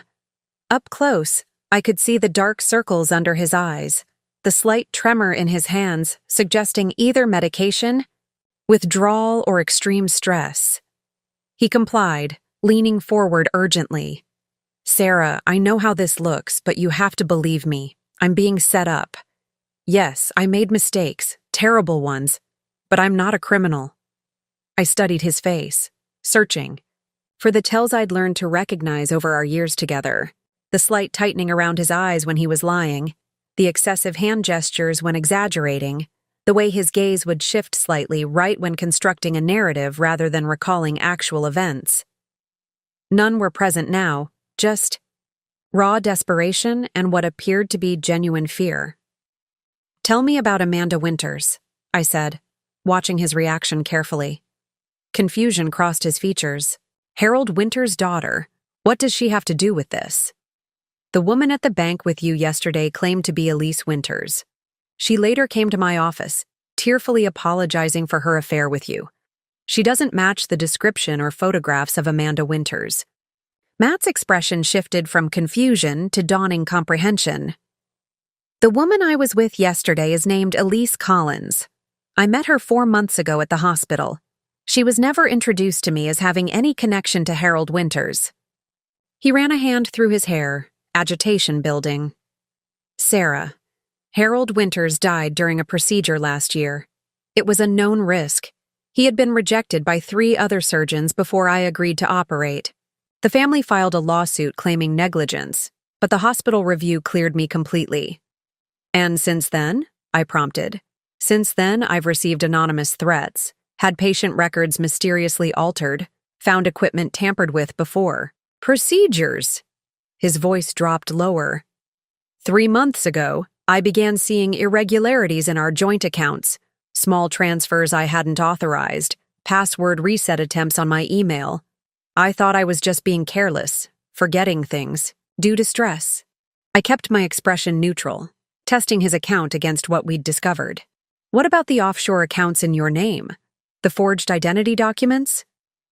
I didn't create any offshore accounts, he insisted, and I've never forged any documents. The first I heard about any of this was when they arrested me. He leaned forward, his voice intense. Sarah, I was going to leave you. I won't lie about that. Things between us haven't been right for years. We've been living separate lives under the same roof. But I wasn't planning to steal from you. The admission of his planned departure should have hurt, but instead it felt like confirmation of a truth I'd long suspected. Our marriage had been hollow for years, both of us going through the motions while maintaining a facade of conjugal compatibility. What about the money you were withdrawing? The tickets to Bora Bora? Matt's expression clouded. Elise, or whatever her real name is, told me she had an investment opportunity that required immediate cash. She said her father's estate had finally been settled, but the funds were tied up in some kind of holding pattern. If I could provide temporary capital, I'd double my investment within 6 months. He gave a bitter laugh. Classic con, right? I should have seen through it immediately. And you were planning to join her in Bora Bora? Yes, he admitted, having the grace to look ashamed. I was going to call you from there, tell you I wasn't coming back. It was cowardly, I know. The pieces were coming together now. Matt's actual infidelity and planned departure had provided perfect cover for a more sophisticated financial scheme. His moral failings made the criminal allegations completely plausible. Who would question that a man cheating with multiple women might also be embezzling funds? The real Amanda Winters started a financial consulting firm 4 months ago, I informed him. Her primary client is Western Trust Bank. The institution First National is currently in negotiations to acquire. If our stock price falls significantly, in the next 48 hours, the deal will collapse. Understanding dawned in Matt's eyes. They're using me to get to you, to the bank. It appears so. Someone is taking massive short positions against First National stock today, betting that our value is about to plummet. A bank CEO whose husband is arrested for fraud, whose personal judgment and professional oversight are suddenly questioned. That would certainly trigger a confidence crisis. The timing, Matt said, his medical mind shifting to diagnostic mode despite his circumstances. This whole thing accelerated yesterday because we were scheduled to announce the Western Trust acquisition tomorrow morning, I confirmed. Once that happens, our stock will likely jump 15–20%, making any short positions extremely costly. Matt sat back, the full picture finally clear to him. So I was targeted because I'm your husband, but also because I had a professional vulnerability they could exploit, the Winters case. You were targeted because you made yourself vulnerable, I corrected, unwilling to completely absolve him. The affairs, the deception, the planned abandonment, those were all real choices you made. They simply provided the perfect foundation for someone to build a more elaborate fraud. He nodded, accepting the harsh truth. What happens now? I glanced at my watch, calculating the time remaining before markets closed. Now I need to return to the bank and implement countermeasures. The district attorney's office is already reviewing the evidence inconsistencies, but the financial damage could be done before they reach any conclusions. As I stood to leave, Matt looked up at me, his expression more genuine than I had seen in years. Sarah, I'm sorry. Not just for this mess, but for everything. For never seeing who you really are. For being too self-absorbed to notice my wife was running a financial institution while I was lecturing her about balancing a checkbook. A rueful smile touched his lips. The CEO of First National. I still can't quite believe it. That's been our problem all along, Matt, I replied, a weight lifting as I finally spoke this truth aloud. You never bothered to believe it, even when the evidence was right in front of you. As the guard opened the door to escort me out, Matt called after me. Sarah, whoever's behind this, they have no idea who they're dealing with, do they? For the first time in days, I felt a genuine smile form. No, I replied. They absolutely don't. Walking out of the detention center into the bright afternoon sunlight, I was already formulating our counterattack. It was time to reveal exactly who Sarah Reynolds really was, not just to my husband, but to everyone who had underestimated the woman behind the CEO title. The car ride back to the bank was a focused blur of activity. Using the secure line, I convened an emergency response team, issuing rapid-fire directives that would form our counteroffensive. Gordon, I need you to contact the SEC immediately. Report suspicious trading activity in our stock, specifically, the short positions taken in the last 3 hours. Highlight the connection to Western Trust and Amanda Winters. Already monitoring the trading patterns, Gordon confirmed. The volume is significant. Over 2 million shares shorted since noon. Frank, assemble everything we have on the Winters family, particularly Amanda. I want financial records, corporate connections, communication with Western Trust executives, and I need the identity of the woman who claimed to be Elise Winters. Facial recognition, security footage, everything. Working on it now, Frank responded.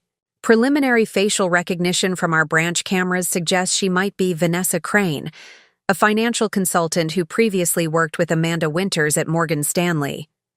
The pieces were falling into place with alarming clarity. This wasn't just about Matt, or even about me personally. This was a sophisticated attempt to derail the Western Trust acquisition by manufacturing a scandal that would undermine confidence in First National's leadership and tank our stock value at the critical pre-announcement juncture. Elise, I continued, addressing our PR director, prepare an alternative press statement. We're changing strategies completely. What direction are we taking? She asked. I took a deep breath, making the decision that would define both my personal and professional future. Full transparency. We're going to reveal the attempted manipulation of our stock price through the orchestrated scandal involving my husband. Instead of playing defense, we're taking control of the narrative. That's unprecedented, Elise responded, caution evident in her voice. It could backfire spectacularly if we don't have irrefutable evidence.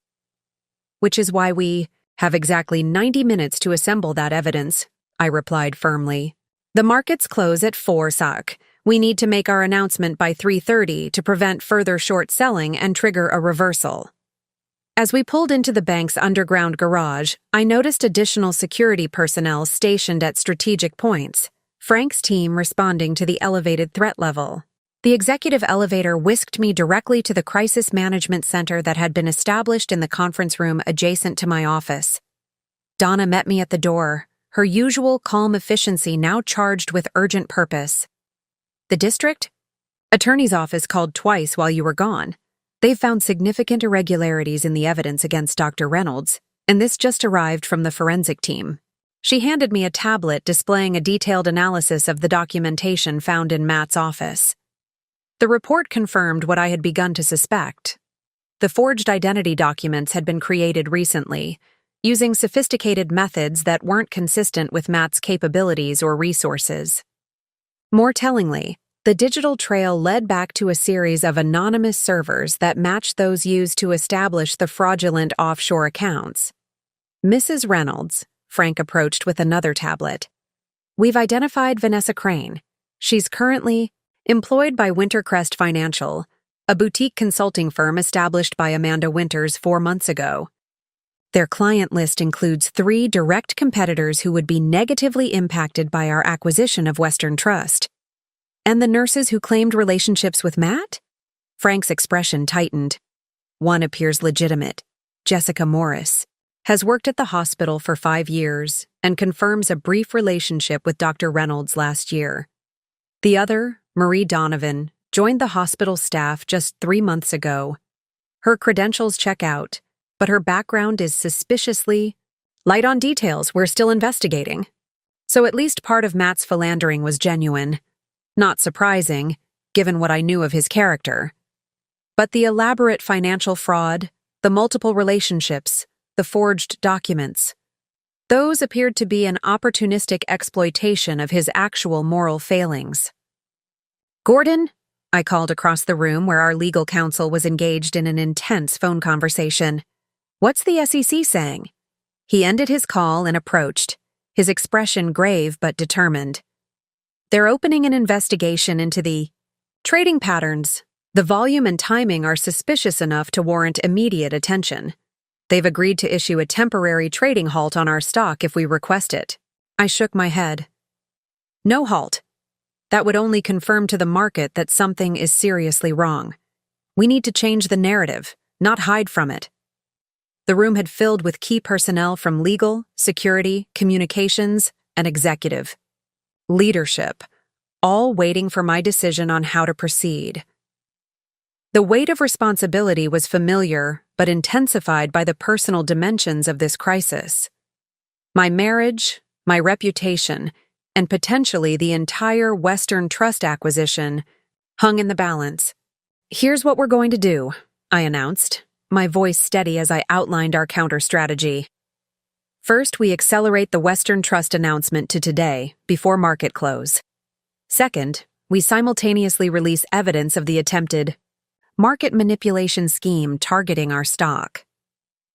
Third, we issue a personal statement addressing my husband's situation directly, acknowledging his personal failings while clearly separating them from the criminal allegations that appear to have been fabricated. I turned to Elise.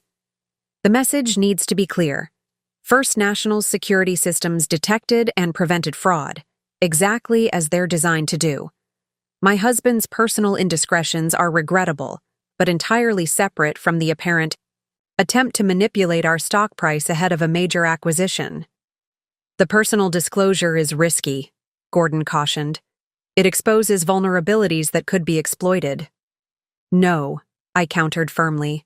The vulnerability was in the secrecy. By bringing everything into the open, both the personal and professional dimensions, we diffused the weapon our opponents were planning to use against us. My phone buzzed with a text from the district attorney's office. New evidence confirms. Offshore accounts were created remotely. Dr. Reynolds' credentials were compromised. Investigating connection to Wintercrest Financial. Possible release pending. I showed the message to Gordon, whose eyebrows rose appreciatively. This changes things. If Matt is released today, it substantially strengthens our counter-narrative. For the next 45 minutes, the team worked with focused intensity, assembling evidence, drafting statements, coordinating with regulatory authorities, and preparing for what would be the most consequential press announcement of my career. The atmosphere crackled with purpose. The initial shock and defensive posture replaced by strategic resolve. At 3:15, Donna entered with the final drafts of our statements and the latest market update. First National stock has dropped 8% since the rumors began circulating this morning. The short positions have increased to nearly 3 million shares. I nodded, reviewing the documents one last time. And the Western Trust executives? On standby. For the joint announcement. They're understandably concerned but still committed to the deal. Good. It's time. The executive team assembled in the formal media room, where a podium bearing the First National logo awaited. Camera crews from major financial networks had been summoned for an urgent announcement regarding market activity. Deliberately, vague language that ensured their attendance without revealing our strategy. As I prepared to step before the cameras, Gordon approached with one final update. The SEC has identified the primary sources of the short selling, 3 hedge funds with direct ties to Amanda Winters. They've agreed to issue a statement supporting our market manipulation claims. I straightened my jacket, a strange calm settling over me. In the past 24 hours, I had discovered my husband's infidelity, seen him arrested, watched our accounts nearly drained, found evidence of an elaborate financial conspiracy, and now stood ready to address it all publicly. The woman who had carefully separated her professional and personal identities for a decade was about to deliberately shatter that barrier. "Mrs. Reynolds," Frank said quietly as I moved toward the podium, "your husband has been released. The DA dropped the most serious charges pending further investigation." I nodded, absorbing this final piece of information. "Thank you, Frank." The lights of the camera crews illuminated the podium as I took my position, facing not just the assembled media, but the defining moment of both my career and my personal life. The time for hiding, for being underestimated, for allowing others to define me was over. With perfect composure, I began to speak. "Good afternoon. I'm Sarah Reynolds, President and CEO of First National Bank. I've called this press conference to address 3 significant matters. First, an apparent attempt to manipulate our stock price through coordinated fraudulent activities.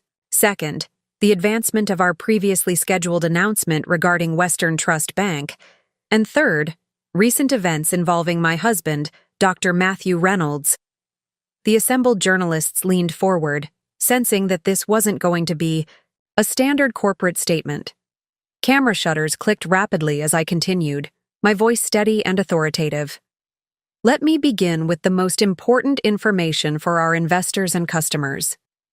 First National Bank has detected and is currently working with federal authorities to investigate what appears to be a coordinated attempt to manipulate our stock price through the fabrication of fraudulent activities allegedly committed by my husband." I paused, allowing the murmurs to rise and fall before continuing. "Specifically, evidence indicates that individuals with connections to companies that would be negatively impacted by our acquisition of Western Trust Bank engineered a series of events designed to create a false scandal, undermine confidence in First National's leadership, and drive down our stock price at a critical moment." The room had fallen completely silent, all eyes fixed on me as I methodically outlined the scheme. The compromised credentials, the falsified documents, the impersonation of Elise Winters, the connection to Amanda Winters and her financial consulting firm, and the suspicious short-selling activity that had accelerated throughout the day. The Securities and Exchange Commission has opened an investigation into the trading patterns and has identified 3 hedge funds with direct connections to parties who would benefit from derailing our acquisition of Western Trust. Their preliminary findings support our assertion that this was a deliberate attempt at market manipulation through the weaponization of personal information. I turned to the second announcement, my tone shifting to one of calculated confidence. Which brings me to our second piece of news. First National Bank and Western Trust have agreed to accelerate our merger announcement in light of these manipulation attempts. I'm pleased to announce that as of market opening tomorrow, First National will begin the process of acquiring Western Trust Bank in a transaction valued at $4.2 billion, creating the region's largest and most stable financial institution. Flashbulbs erupted as journalists captured what would undoubtedly be tomorrow's business section headline. I waited for the initial reaction to subside before addressing the final, most personal aspect of my statement. Finally, I want to address the situation regarding my husband, Dr. Matthew Reynolds, who was arrested yesterday on suspicion of financial fraud and subsequently released today as new evidence came to light. This was the moment, the deliberate dismantling of the barrier I had maintained between my professional and personal lives for a decade. I could feel the weight of every word as I continued. The evidence now suggests that while Dr. Reynolds was engaged in personal indiscretions that affected our marriage, the criminal financial activities attributed to him appear to have been fabricated by third parties who compromised his accounts and credentials. I looked directly into the cameras, abandoning the traditional corporate reserve for something more authentic. For those wondering why my husband was apparently unaware of my position as CEO of this institution, the explanation is simple. Early in our relationship, Dr. Reynolds made assumptions about my role at the bank that I chose not to correct.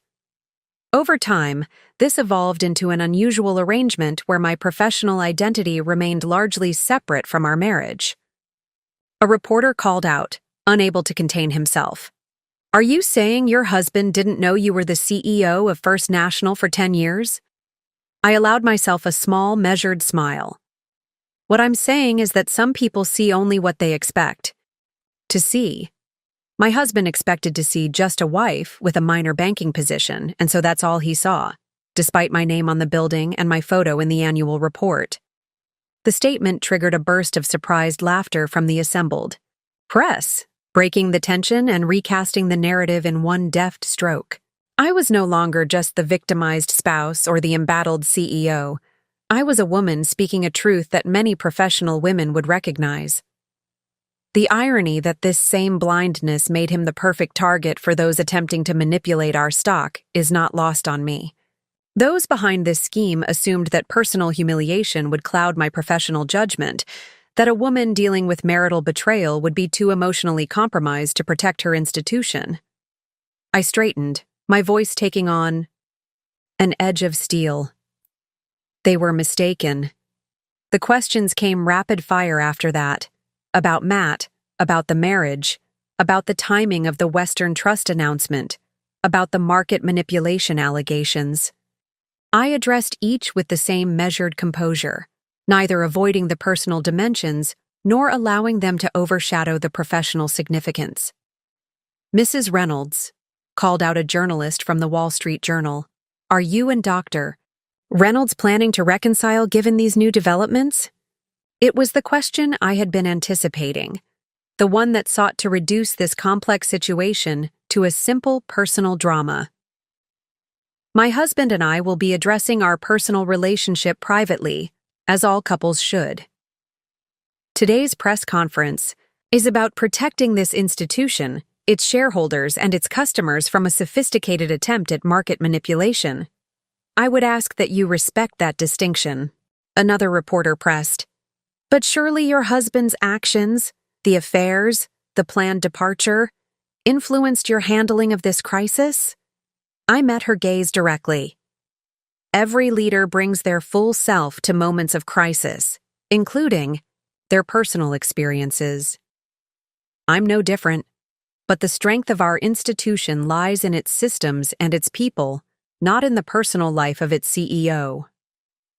First National's security protocols functioned exactly as designed, protecting our customers and our shareholders, regardless of who was involved. As the press conference concluded, I could see from the expressions of the executive team that we had successfully shifted the narrative. The story was no longer bank CEO's husband arrested for fraud, but rather First National uncovers market manipulation scheme ahead of major acquisition. Stepping away from the podium, I felt a curious lightness. The careful compartmentalization I had maintained for so long, the professional CEO entirely separate from the accommodating wife, had finally dissolved. Whatever came next, it would be as my complete, integrated self, neither hiding my capabilities nor diminishing my personal experiences. Gordon approached as the media began to disperse, tablet in hand. First National stock has already rebounded 3 points since your announcement. The short sellers are scrambling to cover their positions. I nodded, unsurprised. And Western Trust? Their board just voted unanimously to proceed with the accelerated timeline. The merger announcement is being extraordinarily well received. As we returned to the executive suite, Donna met me at the elevator with an update that caught me off guard. Mrs. Reynolds? Dr. Reynolds is here. He's waiting in your office. Matt stood at the window of my office, gazing out at the cityscape that had been the backdrop of my professional life for years. He had changed from the detention center jumpsuit into clothes that must have been delivered to him after his release. A simple button-down shirt and slacks that lacked his usual sartorial precision. His reflection in the glass showed a man, still processing the seismic shifts in his reality. He turned as I entered, his expression a complex mixture of emotions I couldn't fully decipher. The confidence that had been his defining characteristic throughout our marriage was notably absent, replaced by something more tentative, more authentic. I saw your press conference, he said, gesturing toward the television mounted on the wall, now muted, but still showing financial analysts discussing the day's dramatic events. It was remarkable. I set my portfolio on the desk, maintaining a professional distance between us. Thank you. Though I doubt you came here to compliment my media skills. No, Matt acknowledged, running a hand through his disheveled hair. I don't even know exactly. To apologize? To explain? To try to understand how we got here? He gestured helplessly at the space between us. 10 years, Sarah. 10 years! And I never knew who you really were. That's not entirely accurate, I corrected him, settling into my chair. You knew exactly who I was. You simply chose to see only the parts that fit your preferred narrative. He nodded slowly, accepting the truth of my words without the defensive reaction that would have been typical just days ago. The hospital. Called while I was being processed out. They've suspended my surgical privileges pending an ethics investigation. A bitter smile crossed his lips. Apparently, sleeping with nurses and patients' relatives violates professional standards, even when you haven't committed financial fraud. Are you surprised? I asked, genuinely curious about his thought process. That there are consequences for my actions? I suppose I shouldn't be. He sank into one of the visitor chairs across from my desk, suddenly looking exhausted. The thing is, Sarah, I've been living in a world where there weren't consequences. Not for me. Star surgeon, department head, hospital board member. I started believing I was somehow above the ordinary rules. The self-awareness was unexpected, a glimpse of reflection that had been notably absent throughout our marriage. And me? I asked. Where did I fit in this consequence-free world you'd constructed? Matt looked up, meeting my gaze directly. You were the supportive wife, the one who kept everything running smoothly at home while I focused on my important work. The one who nodded and smiled when I explained basic financial concepts that you probably understood better than I ever could. And you never questioned that? Never wondered about my education, my ambitions, my capabilities?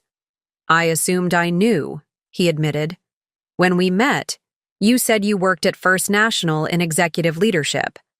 I immediately thought executive assistant, because he trailed off, the recognition of his own bias finally dawning on him. Because what successful executive would be at that charity event alone in a simple dress, without the trappings you associated with power? I finished for him. And rather than correct your assumption, I decided to see how long it would take. You to actually ask me about my career, which I never did, Matt acknowledged, the full weight of this revelation evident in his expression. Not once in 10 years. The silence that followed was heavy with the accumulated weight of a decade, of miscommunication and unspoken truths. Outside my office, I could hear the muted activity of the executive floor, the banking empire continuing to function smoothly despite the personal drama unfolding within these walls. When did you become CEO? Matt finally asked. 3 years. Ago. Before that, I was COO for 4 years, and Senior Vice President of Operations before that. There was an announcement in the business section, he recalled slowly. I remember seeing your photo one morning at breakfast. I mentioned that. You looked like someone at my wife's bank and you just smiled and said, "How funny," before changing the subject. I remembered that morning clearly, the momentary hope that he'd finally make the connection, followed by the familiar disappointment when he immediately dismissed the possibility that the powerful woman in the newspaper could be the same person, who shared his bed. "Why didn't you just tell me?" he asked, genuine confusion in his voice. Initially it was a test, to see if you'd take enough interest in my life to ask. Then it became an experiment. How long could it continue before you noticed? And eventually, it was simply the status quo. Our marriage operated on the understanding that your career was significant while mine was incidental. Matt winced at the accuracy of my assessment. And now? What happens now, Sarah? The question hung between us, encompassing far more than just the immediate future. What happened to a marriage built on fundamental misperception once that illusion was shattered? What happened to a man whose entire self-concept had been upended in the space of 24 hours? What happened to a woman who had finally integrated her carefully compartmentalized identities? Now we make decisions based on reality rather than comfortable fictions, I replied, my tone softening slightly. The charges against you have been reduced but not eliminated. Your career will require significant rebuilding. Our marriage— I paused, considering my words carefully. Our marriage existed under conditions that no longer apply. We need to determine if there's anything worth salvaging without those conditions. And is there? Matt asked quietly. From your perspective, is there anything worth saving? I studied the man I had married a decade ago, trying to separate the actual person from both the idealized image I had initially fallen for and the disappointing reality I had come to resent. Somewhere beneath the arrogance and entitlement was someone who had genuinely dedicated his life to healing others, who had shown flashes of compassion and insight that had attracted me in the first place. I don't know, I answered honestly. What I do know is that any relationship between us moving forward would have to be fundamentally different from what we've had. It would require you to actually see me, all of me, and for me to stop enabling your blindness. Matt nodded slowly, accepting this assessment. And professionally? What happens with the investigation? The evidence increasingly suggests you were a pawn in a larger scheme. The affairs were real and will have their own consequences, but the financial crimes appear to have been manufactured by someone with substantial resources and technical capabilities. Amanda Winters, Matt said grimly, using me to get to you because of her father's death. That appears to be the case, though the investigation is still developing. My phone buzzed with a message from Gordon. SEC has frozen trading accounts of 3 hedge funds connected to Wintercrest Financial. Amanda Winters and Vanessa Crane being brought in for questioning. Full statement expected by morning. I showed the message to Matt, whose expression hardened. They used my worst qualities against me, my ego, my wandering eye, my dismissiveness toward your career. If I hadn't been so me, none of this would have worked. The self-recognition, though belated, was something I hadn't expected from him.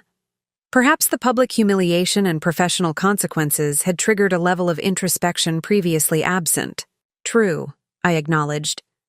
But it's also true that if I had been more direct about my position years ago, rather than allowing the misperception to continue, we might have addressed the fundamental problems in our relationship before they reached this point.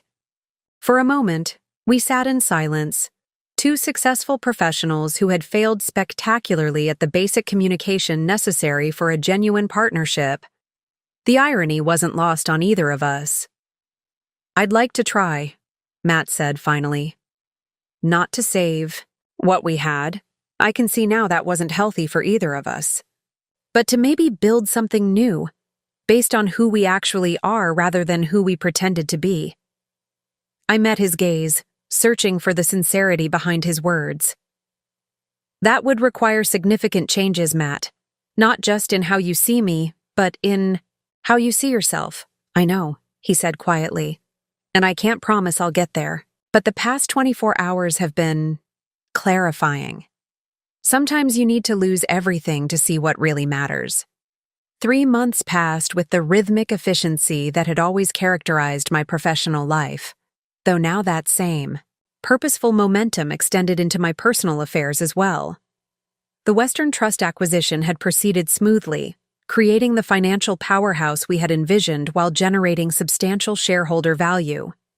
First National stock had not only recovered from the manipulation attempt, but had reached new heights as the market responded positively to both the merger and the transparent handling of the crisis. The SEC investigation into Amanda Winters and her associates had resulted in multiple indictments for securities fraud, market manipulation, and identity theft. The elaborate scheme, using Matt's actual indiscretions as cover for manufactured financial crimes, had unraveled completely once exposed to scrutiny. Amanda Winters now faced substantial prison time, her vendetta against Matt for her father's death having backfired spectacularly. As for Matt and me, we had established a cautious separation, not quite divorce, but a deliberate disentangling of our daily lives to determine what, if anything, might be salvageable. He had moved into a downtown apartment while working to rebuild his professional reputation. The hospital ethics committee had issued a formal censure but allowed him to retain limited privileges, acknowledging that while his personal behavior had been problematic, his surgical skills still saved lives. I stood at the window of my office, watching the late afternoon sunlight cast long shadows across the financial district. My reflection showed a woman who appeared fundamentally unchanged. The same tailored suit, the same confident posture, the same thoughtful expression. Yet internally, everything had shifted. The careful compartmentalization that had defined my existence for a decade had dissolved, replaced by an integrated identity that no longer required hiding or diminishment in any context. A gentle knock at the door announced Donna's presence. "Mrs. Reynolds, your car is ready, and these just arrived from the printer." She placed a stack of business cards on my desk, identical to my previous ones except for one significant detail. These read, Sarah Mitchell Reynolds, incorporating my maiden name as a subtle but meaningful reclamation of identity. "Thank you, Donna. Please let Frank know I'll meet him downstairs." Today marked my first public speaking engagement since the events that had briefly made me the subject of national business news. The Women's Leadership Conference had invited me to deliver a keynote address on authentic leadership in crisis, an opportunity to reshape the narrative around both the attempted market manipulation and the unusual dynamics of my marriage. As I gathered my notes, my phone buzzed with a text from Matt. "Good luck with your speech today. They're lucky to hear from the real you." The message reflected the tentative new understanding we had established during our weekly conversations. Sometimes tense, sometimes surprisingly insightful, but always grounded in a newfound commitment to seeing each other clearly. Whether these discussions would lead to reconciliation remained uncertain, but they had already facilitated a more honest relationship than we had managed in 10 years of marriage. The elevator descended smoothly to the lobby, where Frank waited to escort me to the conference venue. As we walked through the main banking hall, I noticed employees straightening slightly as I passed, not from fear, but from a new kind of respect. The events of that tumultuous week had transformed me in their eyes from merely a competent executive to a leader who had faced both professional and personal crises with remarkable steadiness. "Mrs. Reynolds," Frank said as we approached the car, "the conference organizers called to confirm there will be media present for your address. Do you want to revise any of the talking points?" I shook my head, settling into the back seat. "No. Revisions necessary. Complete transparency worked 3 months ago. It will work today." As the car merged into afternoon traffic, I reviewed my notes one final time. The speech wasn't just about the attempted market manipulation or even about the unusual dynamics of my marriage. It was about the cost of compartmentalization, the price paid by those who divide themselves into acceptable fragments to navigate a world that isn't ready for their whole self. The woman who had once been content to be underestimated, to be seen as just a wife in one context while commanding a financial empire in another, had vanished. In her place was someone both more vulnerable and more powerful, a leader whose authority now stemmed not from careful image management, but from the authentic integration of all her identities and experiences. Whatever happened with Matt, whatever challenges awaited First National, whatever new attempted manipulations might target me in the future, I would face them as my complete self. No more hiding, no more diminishment, no more allowing others to define my capabilities or limitations. Just Sarah Mitchell Reynolds, in full. The Women's Leadership Conference filled the grand ballroom of the Westview Hotel with over 500 attendees, executives, entrepreneurs, and emerging leaders from across the financial sector. The buzz of conversation quieted as I approached the podium, the spotlight creating a momentary isolation that allowed for a final breath of preparation before addressing the crowd. "Good evening," I began, surveying the sea of attentive faces. 3 months ago, I stood before a different audience, news cameras and financial reporters, to address what appeared to be a personal scandal involving my husband. Today, I want to share the real story behind those headlines, not as a cautionary tale, but as an examination of the invisible barriers many of us create in our professional lives. For the next 30 minutes, I spoke candidly about the experience, not just the market manipulation attempt and its resolution, but the decade-long division I had maintained between my professional and personal identities. The audience listened with unusual intensity, many nodding in recognition at the compromises and compartmentalization that had characterized my marriage.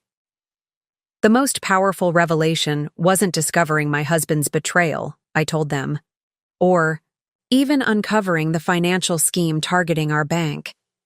It was recognizing how complicit I had been in my own diminishment, how by allowing myself to be underestimated in one aspect of my life, I had reinforced the very barriers I was working to dismantle in my professional capacity. After the speech, during the reception that followed, a constant stream of women approached to share similar experiences.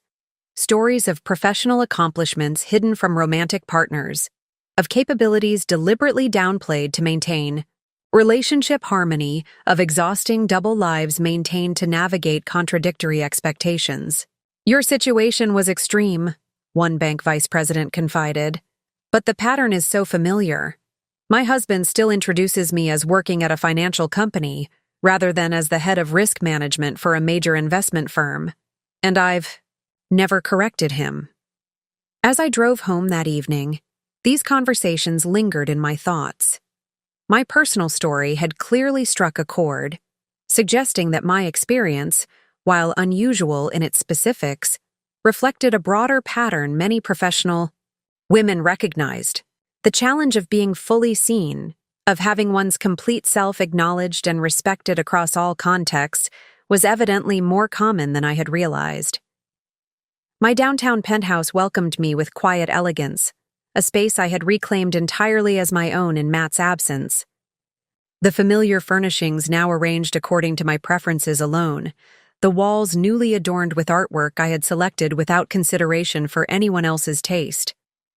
This physical transformation of my living space mirrored the internal shift in how I occupied the world. A package waited on the entry table, a book-sized parcel with Matt's handwriting on the label. Opening it revealed a first edition of Financial Institutions and Markets, the textbook I had studied in graduate school, with a simple note. "Found this in a rare bookstore. Thought the CEO might appreciate it more than the bank employee I once believed you to be. Learning to see clearly, even when it's difficult." M. The gesture was characteristic of our recent interactions. Acknowledgements of past blindness paired with small efforts to demonstrate new awareness. Neither overly sentimental nor presumptuous about our future, just quiet recognition of the reality I had always inhabited, but he had failed to see. My phone chimed with a message from Gordon. Latest SEC filing complete. Amanda Winter's assets. Frozen pending trial. Her attorneys making noise about a plea deal. Justice was proceeding on its methodical path. Amanda Winters would face consequences for her elaborate attempt at financial revenge, though I felt a complicated sympathy for her underlying motivation. Grief over her father's death had twisted into a destructive obsession, using Matt's moral failings as leverage for a much larger financial assault. Her sophisticated scheme had nearly succeeded. Would have succeeded, if not for the resilience of the institution I had built and my own refusal to be distracted by personal humiliation. Setting my bag aside, I moved to the wall of windows, overlooking the city lights. 3 months ago, I had stood at similar windows in a hotel room, feeling the acute pain of betrayal and the disorientation of having my carefully constructed life upended. Now that same view inspired a different perspective, one of integration rather than division, of strength found through vulnerability rather than compartmentalization. Tomorrow would bring its own challenges. Another meeting with the Western Trust Transition Team, a quarterly board presentation, and my weekly conversation with Matt, this time to discuss whether our tentative separation should progress toward formal divorce or attempt the difficult path of reconstruction. But tonight, I allowed myself a moment of simple acknowledgement. The woman who had once been content to be just a wife in one context while commanding a financial empire in another had evolved into something more complete, more authentic, and ultimately more powerful. Sarah Mitchell Reynolds, in full, at last. Up next, you've got 2 more standout stories right on your screen. If this one hit the mark, you won't want to pass these up. Just click and check them out. And don't forget to subscribe and turn on the notification bell so you don't miss any upload from us.